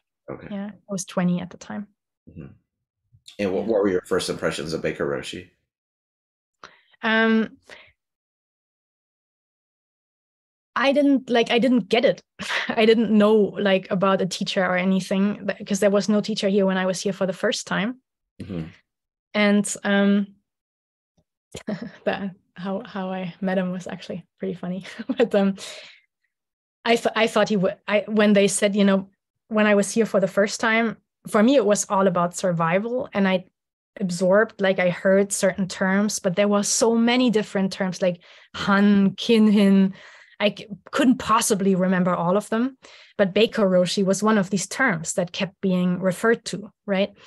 And so I kept thinking Beiko Roshi, that must be an old Tibetan book, because they kept saying something like, oh, Beiko Roshi says, and I thought it's like, oh, the Bible says or something. It had that kind of vibe to it. And so I thought it was an old Tibetan book. I only knew Tibetan Buddhism. I hadn't yet made any distinction between Japanese or Chinese or Tibetan Buddhism. Mm-hmm. And so that was what Beiko Roshi meant to me. And when I met him, he was super nice. He introduced himself. He said, my name is Richard and you must be Nicole. And so I introduced myself, and I was a little suspicious of him because I could see that he knew he was behaving like he knew that he was a real location, like he knew kind of like he knew what to do and so forth. But I didn't know him, and so I didn't quite know. I was a little suspicious. I didn't quite know what to think. And I could feel a sense of somebody who's located, and there's a kind of authority that comes with that. And I guess that intrigued me, but also like, why does he have authority? What's the authority here? Mm-hmm. And so, and I still, during, like, he was here for a few days, but there was no public teaching or anything happening. So I couldn't figure it out. But then he invited me to go to an external seminar, more like in northern Germany, and he asked if I wanted to join him. And at first I refused, because the person I really felt bonded with was Gisela, one of the residents here at the time. Mm-hmm. And I had promised to her that I would help her pick snails in the garden because they were destroying the leaves. And so I said to Beiko Roshi, no, I don't have time to go with you. I'm going to help in the garden. And then Gisela read my mind. She's like, are you crazy? If he's inviting you to come to a teaching, you should go. It'll be great. You'll like it. And so she kind of forced me to go. And so then I attended the first seminar of his, and I was really impressed. That's when I figured, geez, oh boy, I like during the whole car ride, I still didn't really understand. Oh, this guy's the teacher. Yeah, I was like, oh wait, oh now, yeah. I mean, I had sort of heard it before, but when he was actually sitting there and teaching, oh wow, that's like, I mean, that's a real Buddhist teacher. He was teaching in English. Yeah, but he was translated into German. Could you understand his English at that point? Yeah, pretty well. Yeah. Yeah. Mm-hmm. Yeah. Yeah. And would you ever hear him say something and then it get translated wrong, and you'd be like, wait a second? No. The translator was very good. So, yeah. No, he always had it right, I think. Yeah. So have you been there ever since? No, you went away to go to college. Yeah, that was so. Then I ended up staying for 1.5 years. And at that point, that was after high school, I also did my first Ango in Crestone.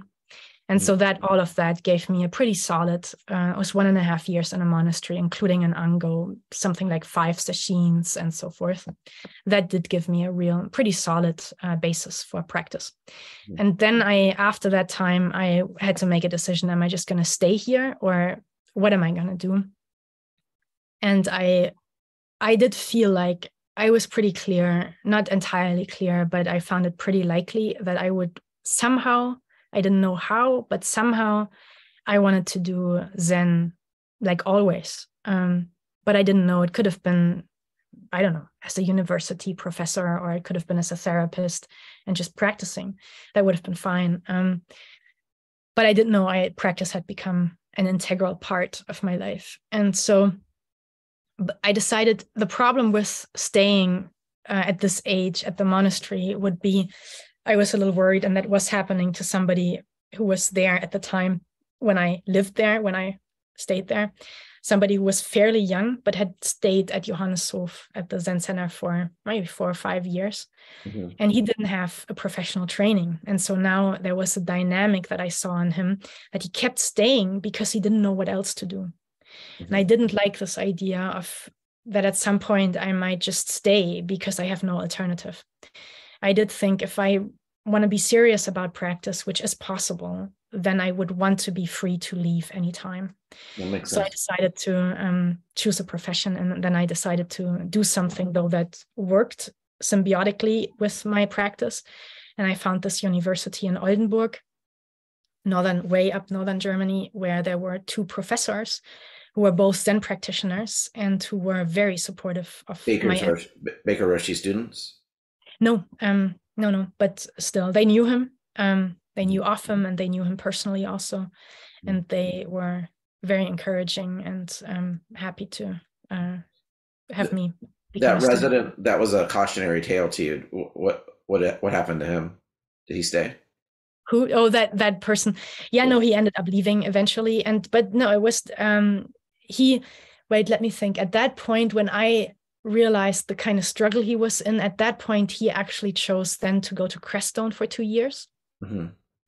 And that was good for him, for as far as I can see. But then after that, he had the same problem again. And now he lives somewhere else. He's now, he had to do all of his professional training at the age of 5. He was ordained as a monk, yeah. And now he doesn't live as a monk anymore. Does he still practice? I don't know why I'm curious. I just I saw him, he reappeared. And it is like, that's exactly what I didn't want for myself either. Once he cut himself out of the Sangha, it was very difficult for him to leave because, he just didn't have that freedom. Mm-hmm. And so it was kind of like, I think in some ways, probably, I don't know if traumatic, but pretty difficult. Mm-hmm. And so when he left, we didn't hear anything from him anymore. We tried to stay in touch and stuff, but it was like he needed to just really figure out how to live differently. And he told me much later that he didn't quite know, like he had been so immersed in monastic life and he didn't know how to build a life for himself without that structure. Mm-hmm. But the monastery definitely helped him a lot. Like he was in real trouble before he came to the monastery. So that was good all in all. But anyways, so he then built a lay life. And I saw him, he reappeared fairly recently, right before the pandemic. He started showing up at some of my seminars. Oh, cool. Like ironically, because he was a bit of my practice hero. Mm-hmm. And suddenly there he was, attending seminars I did. So did you do psychology? Is that what you went for school? Mm-hmm. Personal training for? Yeah. And did you get certified? Because in America, at least, you need to get post-bachelor degree. You need some sort of either a master's or a doctorate. And then you need to have like clinical hours where you're working under someone's tutelage. Did you do that, the equivalent of that whole process in Germany? Yeah. I was in the last year when they were still doing the old European way of the diploma, mm-hmm. which is not the same now. After that, we shifted our entire system to bachelor and master, and that mm-hmm. is comparable to what you guys are doing in the US. So diploma worked a little differently, but yes, it did require a 4-year program, and I got certified with that. Mm-hmm. Yeah. Did you maintain your practice during that period? Oh, yeah. Yeah. And it was very much supported by my 2 professors. They even were willing. It was such an autodidactic thing because anyways, the whole university the psychology department was going to be shut down. So they were left with only 8 students in the end. And I was one of them, and mm-hmm. we could do whatever we wanted. And I really wanted to do something that was relating to my practice and to Zen. And they were very supportive. Like I was able to just come and go. I could leave for even like 3 months and just be in a practice period and so forth. I could completely continue to practice. Interesting. Yeah. Did you guys have a sitting group up there? No, I sat while I studied, I practiced. I sat at home. I had a big enough little flat where I could have a dedicated space for meditation. Would you return to the center for sesshin or breaks? Yeah, like at least 3. Well, yeah, I mean, significantly. I probably spent, not in the first year when I studied because that was too demanding, but after the second year, I would stay up to 6 months even of the year. I would stay at the center here. So it sounds like you really kept the momentum of your practice going. Yeah. I did, yeah. So one thing that interested me is I interviewed one of Baker Roshi's early students, and he surprised me where he said Baker Roshi was offering koan study, mm-hmm. influenced by his Rinzai time in Japan. Mm. Was that your experience as well? Was he still doing that? We're doing that right now. Yeah, that's our so-called Spring Branches program. It's not just inspired by his Rinzai time in Japan with Yamada Mumon Roshi, but it's also inspired. Suzuki Roshi did the whole Heikigan Roku, all 100 cases. Mm-hmm. So would it you is be individual?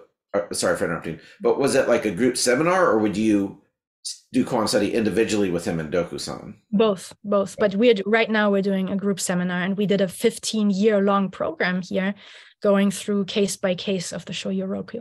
Yeah. And this was individually during Dokusan or Lectures, teishos. Okay. Yeah. Yeah. But would he give you a koan to ponder?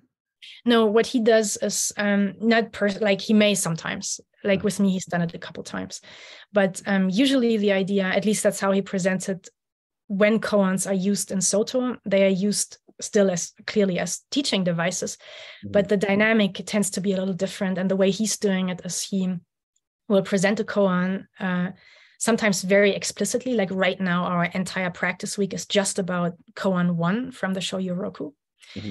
And so then it's just about that koan, but also he may, like just in a random lecture, suddenly pick a line or a particular dynamic or case from a koan. And he'll usually do that, like, and I've seen that happening. He'll have a particular person in mind why he's presenting this. And then it's sort of like the idea in Soto in general, the way I understand it, at least that's how Baker Roshi has it, is you're kind of supposed as the student to pick up on from within your relationship to the practice and also to the teacher. You're supposed to kind of notice what's for you, what's meant for you. So sometimes it's not said explicitly, but I've definitely had that happen to me a few times when he'd suddenly drop a statement in a lecture, and I knew that was for me. Or sometimes I know, oh, that was for that person. And yeah, he does it that way. When you were off getting your degree and starting your career, did you think about whether you're going to be a monk? Like, did you have the ambition to be a monk at that point, or did you think you were going to be a layperson, or were you like at a crossroads? When I did my degree, I think, let me think, it must have been present. I don't know about like what form. I don't remember actually what form the ambition itself took. I did think it became more and more clear the longer I was at the university that what I really wanted to do was practice. And it did seem to me that Tokudo ordination and so forth, I did at the time, I think about it so differently now. But at the time, I do remember I had some, I don't know if you've seen the, what's his name? Barry Magid book. I think that's his name. Ending the Pursuit of Happiness. Right, I've read it, yeah. Yeah, and he has something in there about a secret myth of practice and how people hold a secret myth, how they think, oh yeah, if I practice that way, then I'll be. How does he state? I think I forget the phrase he uses. Yeah, but I know what you're talking about. Yeah, there's a particular phrase that I really like too: a secret practice and then a personal myth or something like that. Yeah. But there's a lot in that book that, I mean, I definitely had that kind of dynamic more or less unconsciously at the time. I somehow thought if I aspire ordination, that then I must be that kind of life, that kind of practice. It must be possible. All I wanted, I really didn't expect much of life. I just wanted to not suffer so much anymore. That was all. I just wanted to basically feel okay. I didn't want much more than that or anything more than that. And I somehow did think that as a monk, monks have a particular aura, particular feeling with them. And I thought, if I can live that kind of life, I'll be okay. So you went into practice with basically like, what's going on with my thoughts? Where are they coming from? Why are they causing? Like, at this point in your practice, had you got any relief from that or any insight into that? I mean, had practice worked? Yeah, it did. It did. Yeah. It did. Yeah, big time, actually. So you weren't just going on faith; you were going by experiential evidence that this is worthwhile. craft. Yeah, and I learned how. I mean, yes, and that's true. Experiential evidence, and I kept learning more and more, and I was super excited about that. Eventually, it turned. My whole situation turned.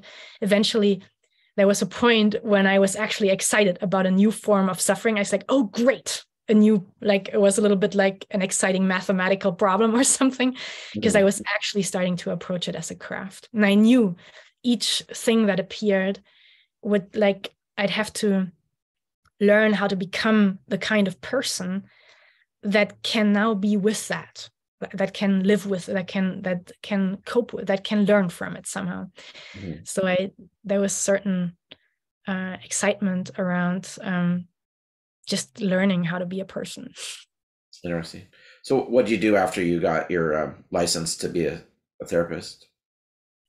No, I didn't. I never got a license to be a therapist. I just finished my academic training. Oh, interesting. At that point, I could have started a license for a therapist. I see. I'm not sure. I think the master's program may have a hybrid of that, but in Germany, at least when I studied, it was strictly different. The academic program came first, but that was the basis for now you could then apply to different therapeutical schools. And you didn't do that? No, that part I didn't do. Yeah. What were your next steps? Right after university, like literally the day after I turned in my diploma thesis, I flew to Crestone, and ever since I've just lived as part of one of the Dharma Sangha centers. Interesting.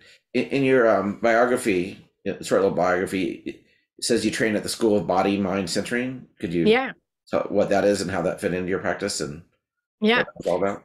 So I did that while I was studying. It was since I had so much liberties in my university time. That was one of the things I did. It was a 4-year training with, all in all, summed up 6 weeks a year in modules, like of 2 weeks each course. And body mind centering is a method founded by a woman named Bonnie Bainbridge Cohen, who I think is a super skilled, talented, amazing body worker. And she explored in depth the body as experienced from within, and how you can, like, it's a high level, I would now say from a Buddhist point of view, you could say it's a high level training on physical awareness. You get a real, like, one can phenomenologically differentiate the different body systems. Like, you can differentiate not just the skeletal system, like actually get a feel for what she would always have this thing. That's why it's called body mind, that each of the bodily systems has their own mindset, has a whole mind quality to it. And then that would be expressed in movement. And you can see, like, you can learn how to analyze when you watch a person move. Are they moving more from fluids? How are their organs integrated? Which muscles are numb, which muscles are overly active, and how is their brain related to the rest of their body and stuff like that.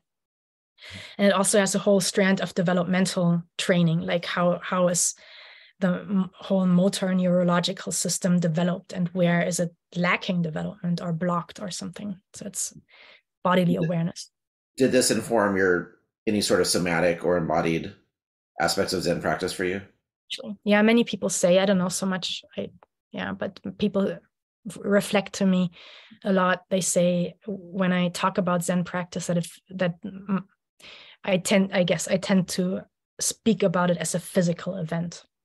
Yeah, I was really surprised because when you read about Zen, it's often presented as like a mental activity. I was really surprised how embodied and physical the actual practice is. It is. It doesn't really matter. Some people disagree with this, but I don't really think it matters what you're thinking about life. Exactly. It's just more how your body inhabits reality, I think, is really. Yeah. We speak about in the Dharma Sangha, Baker Roshi has coined this term, speaks about Zen practice primarily as a gestural path. It's a gestural path. And the gestures are a whole body engagement that are an immediate impression and expression. And so, yes, I agree with you completely. So how was it broached for you to take up Tatsudo to get ordained? Yeah, well, at that point, by the time I asked for ordination, I was living at the Crestone Mountain Zen Center. And had it been presented to you as an option, or was it just implicit that at some point it was an option? I was implicit because I saw other people at that time. Now we haven't done Tokudo ordination for, again, the reasons of like where we're at historically or generationally, for probably maybe 10 years or something. We haven't done Tokudo forever now. And that's because, but at the time when I trained, mostly like my formative years, quite a few people were ordained. And so I saw that as an option in the Sangha. And I saw sort of by example what other people were like and stuff. And so, but now Baker Roshi hasn't been Tokudo ordaining people because, I mean, he would only do that if he had like 10 years to give to that person, but he doesn't have that anymore for a long time. So, and I'm too young to do that. But anyways. Wait, I'm gonna jump in there. Why do you feel you're too young? Well, for one thing, maybe who knows, in a couple of years or so, but my practice relationships are too young. You know, I started having actual practice relationships. The earliest one, the person I'm thinking of right now, 3 years ago. And this person is now a resident, and I think you just haven't had the long enough relationships to. Yeah, but also I feel too young. It's both. Yeah. My relationships haven't been too young, but also I feel like, I don't know, it's a bodily feeling. It's like I feel if I'm going to be a Tokudo ordination teacher, Jukai is one thing that I feel, I mean, I never really feel ready for anything, but I do know one has to also learn by doing. And so I do feel okay about giving Jukai to people. But you also one needs to feel oneself as the kind of relational presence that is required for a Jukai practitioner. And that I feel like, you know, I kind of feel my way into that. Tokudo, I feel too young. I feel like I'm not quite there. Interesting. Anyway, so before I interrupted, you knew that you wanted to get ordained and you asked about it. How did that go? Yeah. Baker Roshi gives us a hard time. At least he did with me. I don't know, but he the first time, you have to ask 3 times. And the first time I asked, he said, "Well, just keep asking. We'll see. Think about it."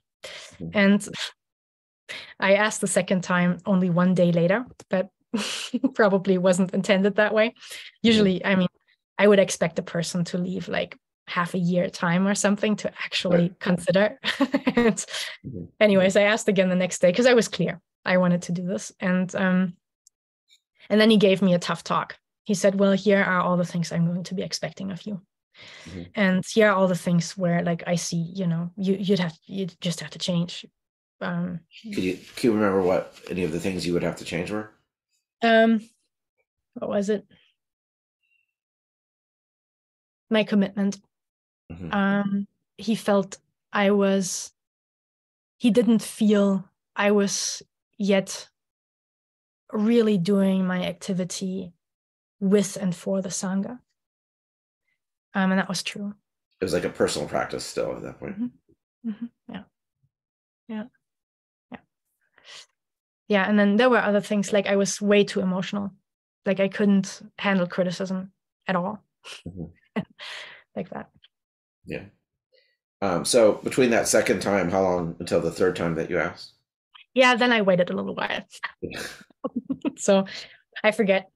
Months, years? No, months. I am at some point I had understood, you know, I felt I had, as well as I could, understood what he meant. And I had considered, am I just going to be insulted now, or am I going to take this as valuable feedback? How do I see my own, do I want to change in the way that he expects? And the answer was just so crystal clear. You know, he was describing the person I wanted to be, you know. Yeah. So was all good. So you asked the third time and he said, fine, okay. Exactly. Yeah. And from that point, what was the process of actually getting ordained? Then I had to sew my okesa, of course. I did that. And then it all coincided pretty well. I had finished my okesa still while I was actually, that's right. That all still happened here at Johanneshof. But it was right before I went to Crestone. I was then ordained in Crestone. And the practice, I was entering a practice period, and he didn't he really watches. Usually he does everything based on maturing time or ripening time. And so we didn't know, I didn't know, and he wouldn't say, he had no plans of when is he going to ordain me. He said, well, maybe during the practice period, we'll see. And I don't know, what his process, I didn't know, at least at the time, what his process was. But at some point during the practice period, he said, if you want to, I will ordain you next week. And then he did. Yeah. Were you expected to purchase like a Kuromo and bowls and all that kind of stuff with your own money, or was that supplied by the community? Usually it depends. That's very different from person to person. If the person has their own means, then they would usually buy it. In my case, oh, that's right. My parents helped me with my first Kuromo. They bought it for me. Yeah. How did you feel getting ordained? Did it feel right? Did you have buyer's remorse? It felt right at that point in my life. It felt completely right. It did. I didn't exactly. There are certain things you can't think your way to. I didn't really know the expectations, at least of my teacher's expectations of me did change a lot. He was a lot tougher with me, that I didn't quite expect how that would affect me. But it affected, it was what I wanted to do. And but the whole expectational thing, I really had to kind of absorb that, but it was definitely what I wanted to do. Did the community, both residents and visitors, treat you differently? Yeah. Not residents, but visitors. I noticed big, especially with a shaved head. I remember one time this is going to seem like a weird digression, but I went to something called the Dickens Fair in San Francisco. Are you familiar with Charles Dickens? Christmas Story, I think it's Christmas Carol. Yeah, Christmas Carol. And so what it is they turn this big convention center into basically the streets of London during the Dickens era. Yeah, that's, and so a lot of people will dress up, and my wife and kids are really into dressing up, so I had to dress up. But it was really weird when I was there. So I was dressed up as a gentleman in that era, but a lot of people would come up to me and say "Excuse me, where are the bathrooms?" Or they assumed I worked there. Yeah. And it really that's where it really dawned on me. And during this era, this is when I was debating whether getting ordained or not. It was a huge, because I felt this compulsion to get ordained, but I didn't really want to. It was kind of a weird. Okay. I came very reluctantly to it, but anyway, but that's when it dawned on me that what you wear and how you hold yourself affects people, and that's kind of one of the roles of whether you do it as lay or or you actually get ordained. But either way, a lot of people that are lay teachers, they wear robes and, engage and act like Zen teachers, and, but I've noticed the clothes you wear and how you hold yourself and ritually the role you play actually affects people. And that was part of, and believe it or not, that Dickens Fair was a little bit influential in me getting ordained. I hear you. I totally hear you. Yeah. And it's interesting that for me, I've seen both sides of that. And I used to, before I let my hair grow, for instance, the other option was, I thought, what I'm not going to do is try to pretend I'm some weird version of a lay person, because that didn't work for me too. I thought the alternative would have been to keep my shaved head. And then I thought, if I do that, I will only wear samue and robes from now on, no matter where I am. In that case, I'm only going to present myself as a practitioner. And that was option number one, actually. That was what I initially was just going to do. And I did that for only a short time though, but I did. What did Baker Roshi do? Does he always wear his robes, or did he then? No, he used to though in the beginning part, like Suzuki Roshi asked that of him to wear his robes incessantly, always for at least a year.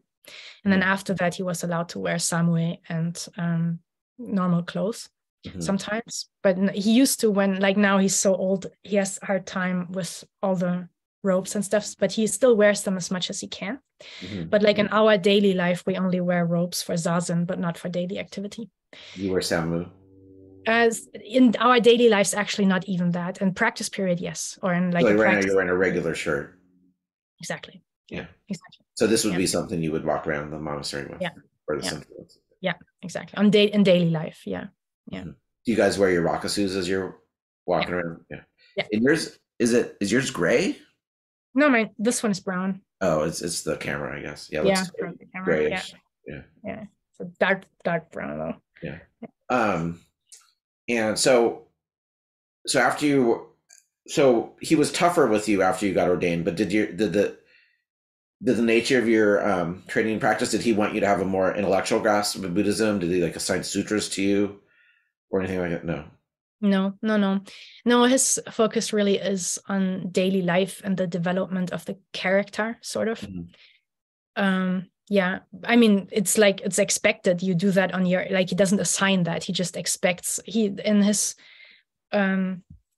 teaching practice, and we're changing that a little bit now, but when I trained, you were expected to be super autodidactic. You just teach yourself everything. You figure out what you need to know if you're going to be a monk, and then you learn it. And so if it is the case that if I didn't know, like for instance, when I quoted that thing, the tangle and so forth, if I had said that to him in Dokusan, for instance, and I didn't know it was the Visuddhimagga, then he would have been like, you should know that. So it's expected, but it's contextual how that expectation is expressed. So how did he broach transmission to you eventually, years down your practice? Yeah, it was a lot, like a process, not a, like, yeah, for a few years, a process. I think the first thing that happened was pretty early on. He asked me to come to his office at some point. I was still like, that was still during my Crestone residency, and I still had a shaved head and everything. Like I was still the whole monks, and I didn't leave campus for almost 2 years. I was really for quite some time. I didn't do anything but practice. And so I don't know. And at the latter part of my time in Crestone, he called me at some point. He called me to his office and he said, so I would like you to know that I think you could be a teacher, he said. So I would like to give transmission to you. And I said, okay. And then I said, yeah, something like that. Okay. And then that was the end of the conversation. It was a 30-second conversation. And then he didn't ever mention it again for 5 years or something. And then he said after 5 years, do you remember I told you that I wanted to give transmission to you? I said, oh yeah, that's right, you said that. And he said, well, he said something like, it's a good sign that you never ask about it. And then he said, I would like to continue talking to you about it. And then he said, he had a whole list of things that were wrong with me if I was to receive transmission. That's just, how certain things, like how I dress and other things, various things. Like what do you mean how you dress? I didn't dress carefully. He said, if you're going to be, for instance, my robes, they weren't tidy. But also I dressed like I didn't, he taught me something about, he said, eventually, I don't care right now, and you're going to have to figure this out for yourself. But he said, if you're going to be a representative, and you're going to have hair and so forth, if you're going to be a representative of practice, he said, we don't have clear role models for that, and also not for women. But I do want you, like, you need to dress, you really need to be tidy, have a look. and I never did at all anyways, but that would have been one of the principles. You don't try to look like a beautiful woman or anything. Mm-hmm. If you're going to be a representative of practice, you don't express your gender identity more, like you just are a person. You're just a person. You're just aliveness. Mm-hmm. And so that was one thing that just happens to come to mind. But there was a whole other, like there were more things that he talked to me about. Mm-hmm. Yeah. And then he said, well, the main thing is, if I remember correctly, that something like that was a dynamic. I was just beginning to be the head of administrations here, the director. Mm-hmm. And it wasn't easy. There were like conflicts, and it was a difficult time interpersonally, I think also for the Sangha, but definitely for me. And people didn't, like, they kind of thought of me, at least that's how I felt. Certain people thought of me as something like not to be taken seriously. Like a kid. Somebody. A kid. You're still a kid.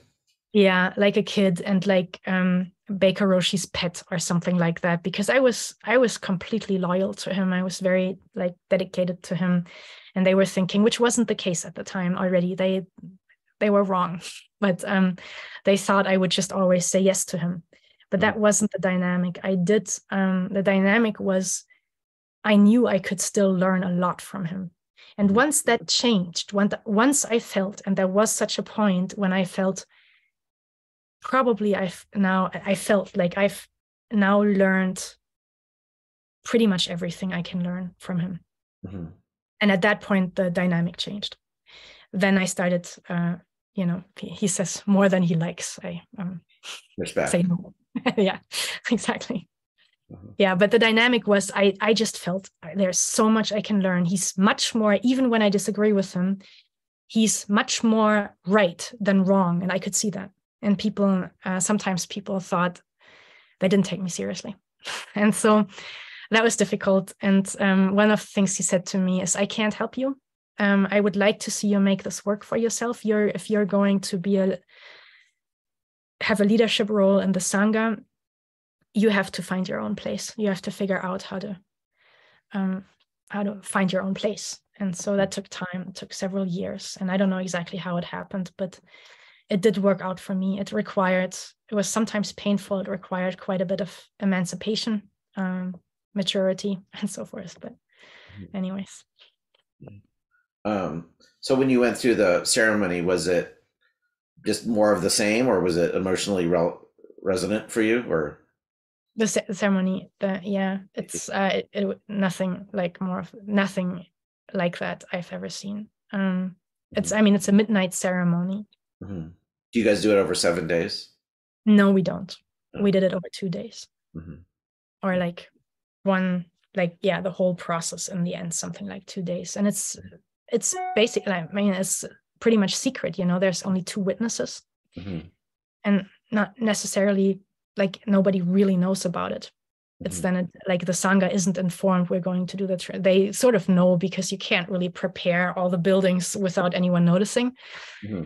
But it's not exactly talked about. It's not a thing. It's just, it's done. And then. Yeah, I've definitely seen people just all of a sudden they're walking around with a brown rakusu, or previously. Yeah. Yeah. So did it feel right? Did you feel ready? No. No. Yeah. And I told him. Yeah. No. Mm-hmm. Yeah. So we've been here at a while. I want to respect your time, but I'd like to cover a few more bases if you have the energy for it. Yeah, I do. That's fine. Okay. So what, I'm curious, having some psychological training, even if you didn't do much practice, clinical practice, I'm curious, what do you think the difference is between spiritual maturity, and I know these are difficult terms, spiritual maturity and psychological maturity? Do you think they're interwoven? Do you think they're separate? Do you think you could have one, not the other? How do they relate to each other? I think it's not good to have spiritual maturity without psychological maturity, mm-hmm. for sure. Mm-hmm. That sets you up for trouble. Yeah. But I think it's theoretically possible. People, I think it's called spiritual bypassing. Mm-hmm. But and then it wouldn't be like, if we were to now define terms, I would say it's not real spiritual maturity, but it can be an experiential depth, or like you can have instances of experiences that give you a certain authority. But then if your personality doesn't follow the implications of those experiences, then it's a real problem. I think, I think Zen practice, I don't know if I want to go so far as to speak about spirituality in general. I can speak about Zen practice. Okay. I think the fundamental approach is very different in the sense that, make it very short, I think what you learn in Zen practice, the way I would frame it at least, is, and now these are terms that, we'd have to really have a conversation to establish the meaning of terms. But to say something, you learn ideally through meditation how to just, at any one point, there are contents of mind, be it contents of the sense fields or thoughts. There are contents of mind or emotions, contents of mind, and there's the field of mind. And meditation, I would say, is the practice of cultivating awareness and attentionality in the field of mind. So you constantly, and I would say, once, if we were to really establish that term, the field of mind, I would say that is one of the important distinguishing factors between a practitioner or anyone who cultivates awareness and non-practitioners. Because if you only have contents and you think they are reality, then you don't have that whole dynamic of how whatever appears in mind, and how it appears in mind can be changed by changing worldviews.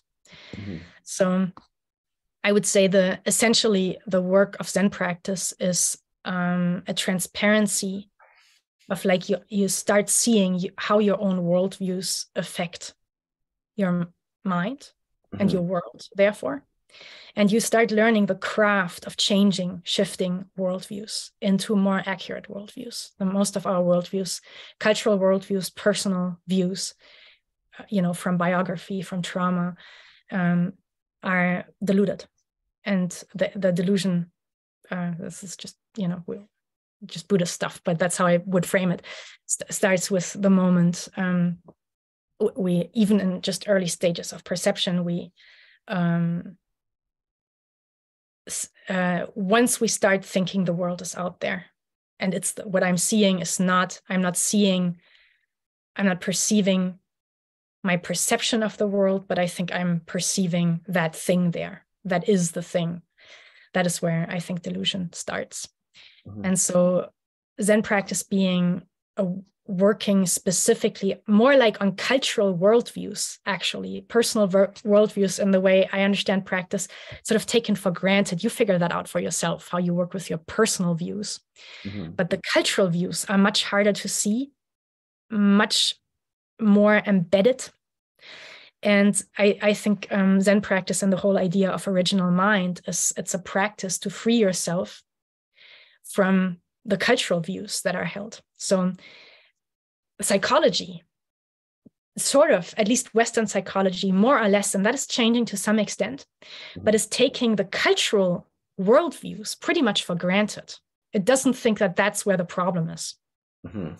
So it builds, ideally, that the goal of most therapies is, like, some frame it as just functional neurosis, or, just so you're functioning, so you're, as if that was enough. Some want to, of course, are trauma oriented and stuff like that.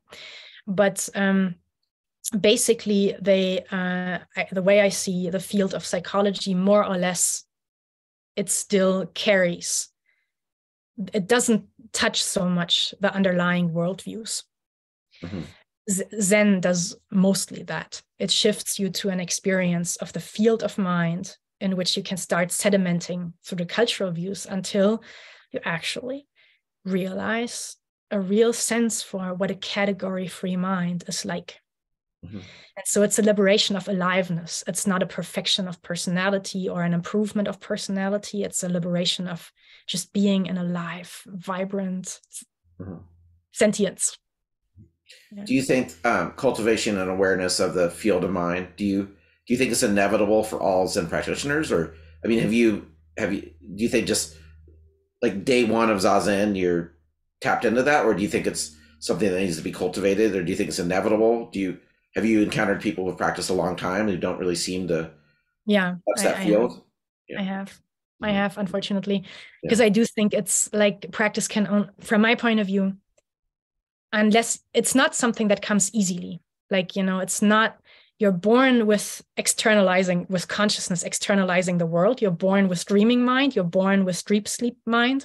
Mm-hmm. But you're not born with a sense of like, there's nothing in my perception that tells me that this, like the spoon that I'm seeing in front of me, that's not actually the spoon out there, but that it's my seeing of that spoon out there, and that a butterfly relates to that thing and actually sees something very different. Like there's just vastness. There are things, clearly. I'm not being Berkeley here. I'm not saying everything is just inside. No, there's a world, obviously. But it's a highly interactive, dynamic world that doesn't only happen in human categories, and certainly not only in human, Western, German, Nicole categories. So it's what was your question? Yeah, does it happen? Yeah, I hear you. I mean, does it happen inevitably for everyone? Do you think it's hard to see that field? Do you think day one of Zazen is? Yeah. I don't. I think it's actually difficult to get to. It's actually something that requires quite a bit of discipline to really maintain the field of mind. And it goes against, for most of us, it goes against almost, I'm not sure. I wonder sometimes if it goes against our biology, even just at least our cognitive operations. Yeah. Do you think that recognition of the field of mind, do you think that's something that is a perceptual shift that typically comes suddenly, or do you think it can gradually mature, or what do you think? I think for me, it's more gradual. I think it can. I've heard from people, in one-on-one conversations, I've heard people sometimes describing an experience when it just came like, bam, it was there. Like that is, and it was clear that everything was different. For me, it's gradual. Okay, last thing I want to ask is, what do you think the role of the precepts are in practice? Do you, I know it's kind of an obvious question in a way, but like how do I articulate this? So like, how do you think the precepts are the same for like a beginning practitioner, a more seasoned practitioner, like a lifetime practitioner? Like, do you think relationship to precepts change? Like, what are their role in Zen practice, like the precepts in particular? Yeah, I think that can change a lot, and I can say how I think it should be, like what a possible journey is. I think at first they can just be an invitation, to inhabit a different kind of reference system, or like a particular kind of value system that puts a lot of responsibility into your own navigation of experience. Like it doesn't say don't do this and that. It gives you a territory of action, like especially all of them, but also the prohibitory precepts. Like, what exactly is it to not take what is not given? Like, what is it? And when does it start? And so forth. It's a territory to explore and to question your own actions, to question your own experience based on certain principles. So I think at first first of all, I think they're common sense. They should be, I think they should just be the way that every human being on this planet is trying to organize their activity. But so I don't think of them as Buddhist, actually. I think of them as they are just the rules of being alive with others. And except maybe don't tarnish the three treasures. Yeah, that's true. That's a Buddhist one. You got me there. that was the weirdest precept to me when I first encountered Yeah, it. that's true. And I tend to forget that one actually because I don't quite know what to do with it. But of course, it's there. Yeah. Yeah. So yeah. But anyways, still, I think there's some truth to my statement still, at least from No, I wasn't trying to disagree with you at all. Yeah, no, but I hear you. Definitely stands out as the odd one out, you know. It does. It does. Yeah. Yeah. Yeah. And so I would say the role is, at first it can just be an invitation, and people feel drawn into that invitation because they know this is a good way of life. It's probably the best. These ideas feel right. Then, at least in our lineage, we speak of the precepts as really the body of the Buddha. They are the bloodline of the Buddha. They are, I mean, what is the Buddha?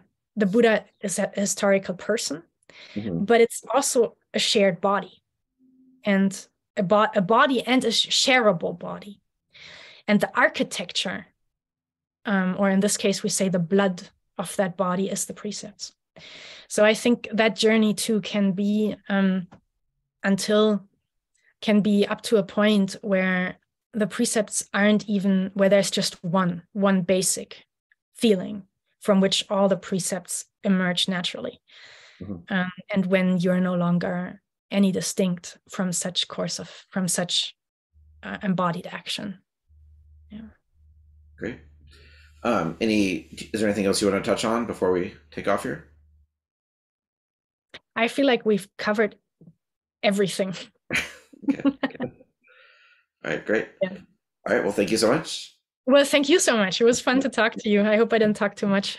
No, not at all. And then if you hang around, we'll do a little bit of, we'll talk about something when you're done. Okay, sure. Okay, all right. Thanks. All right. Thank you.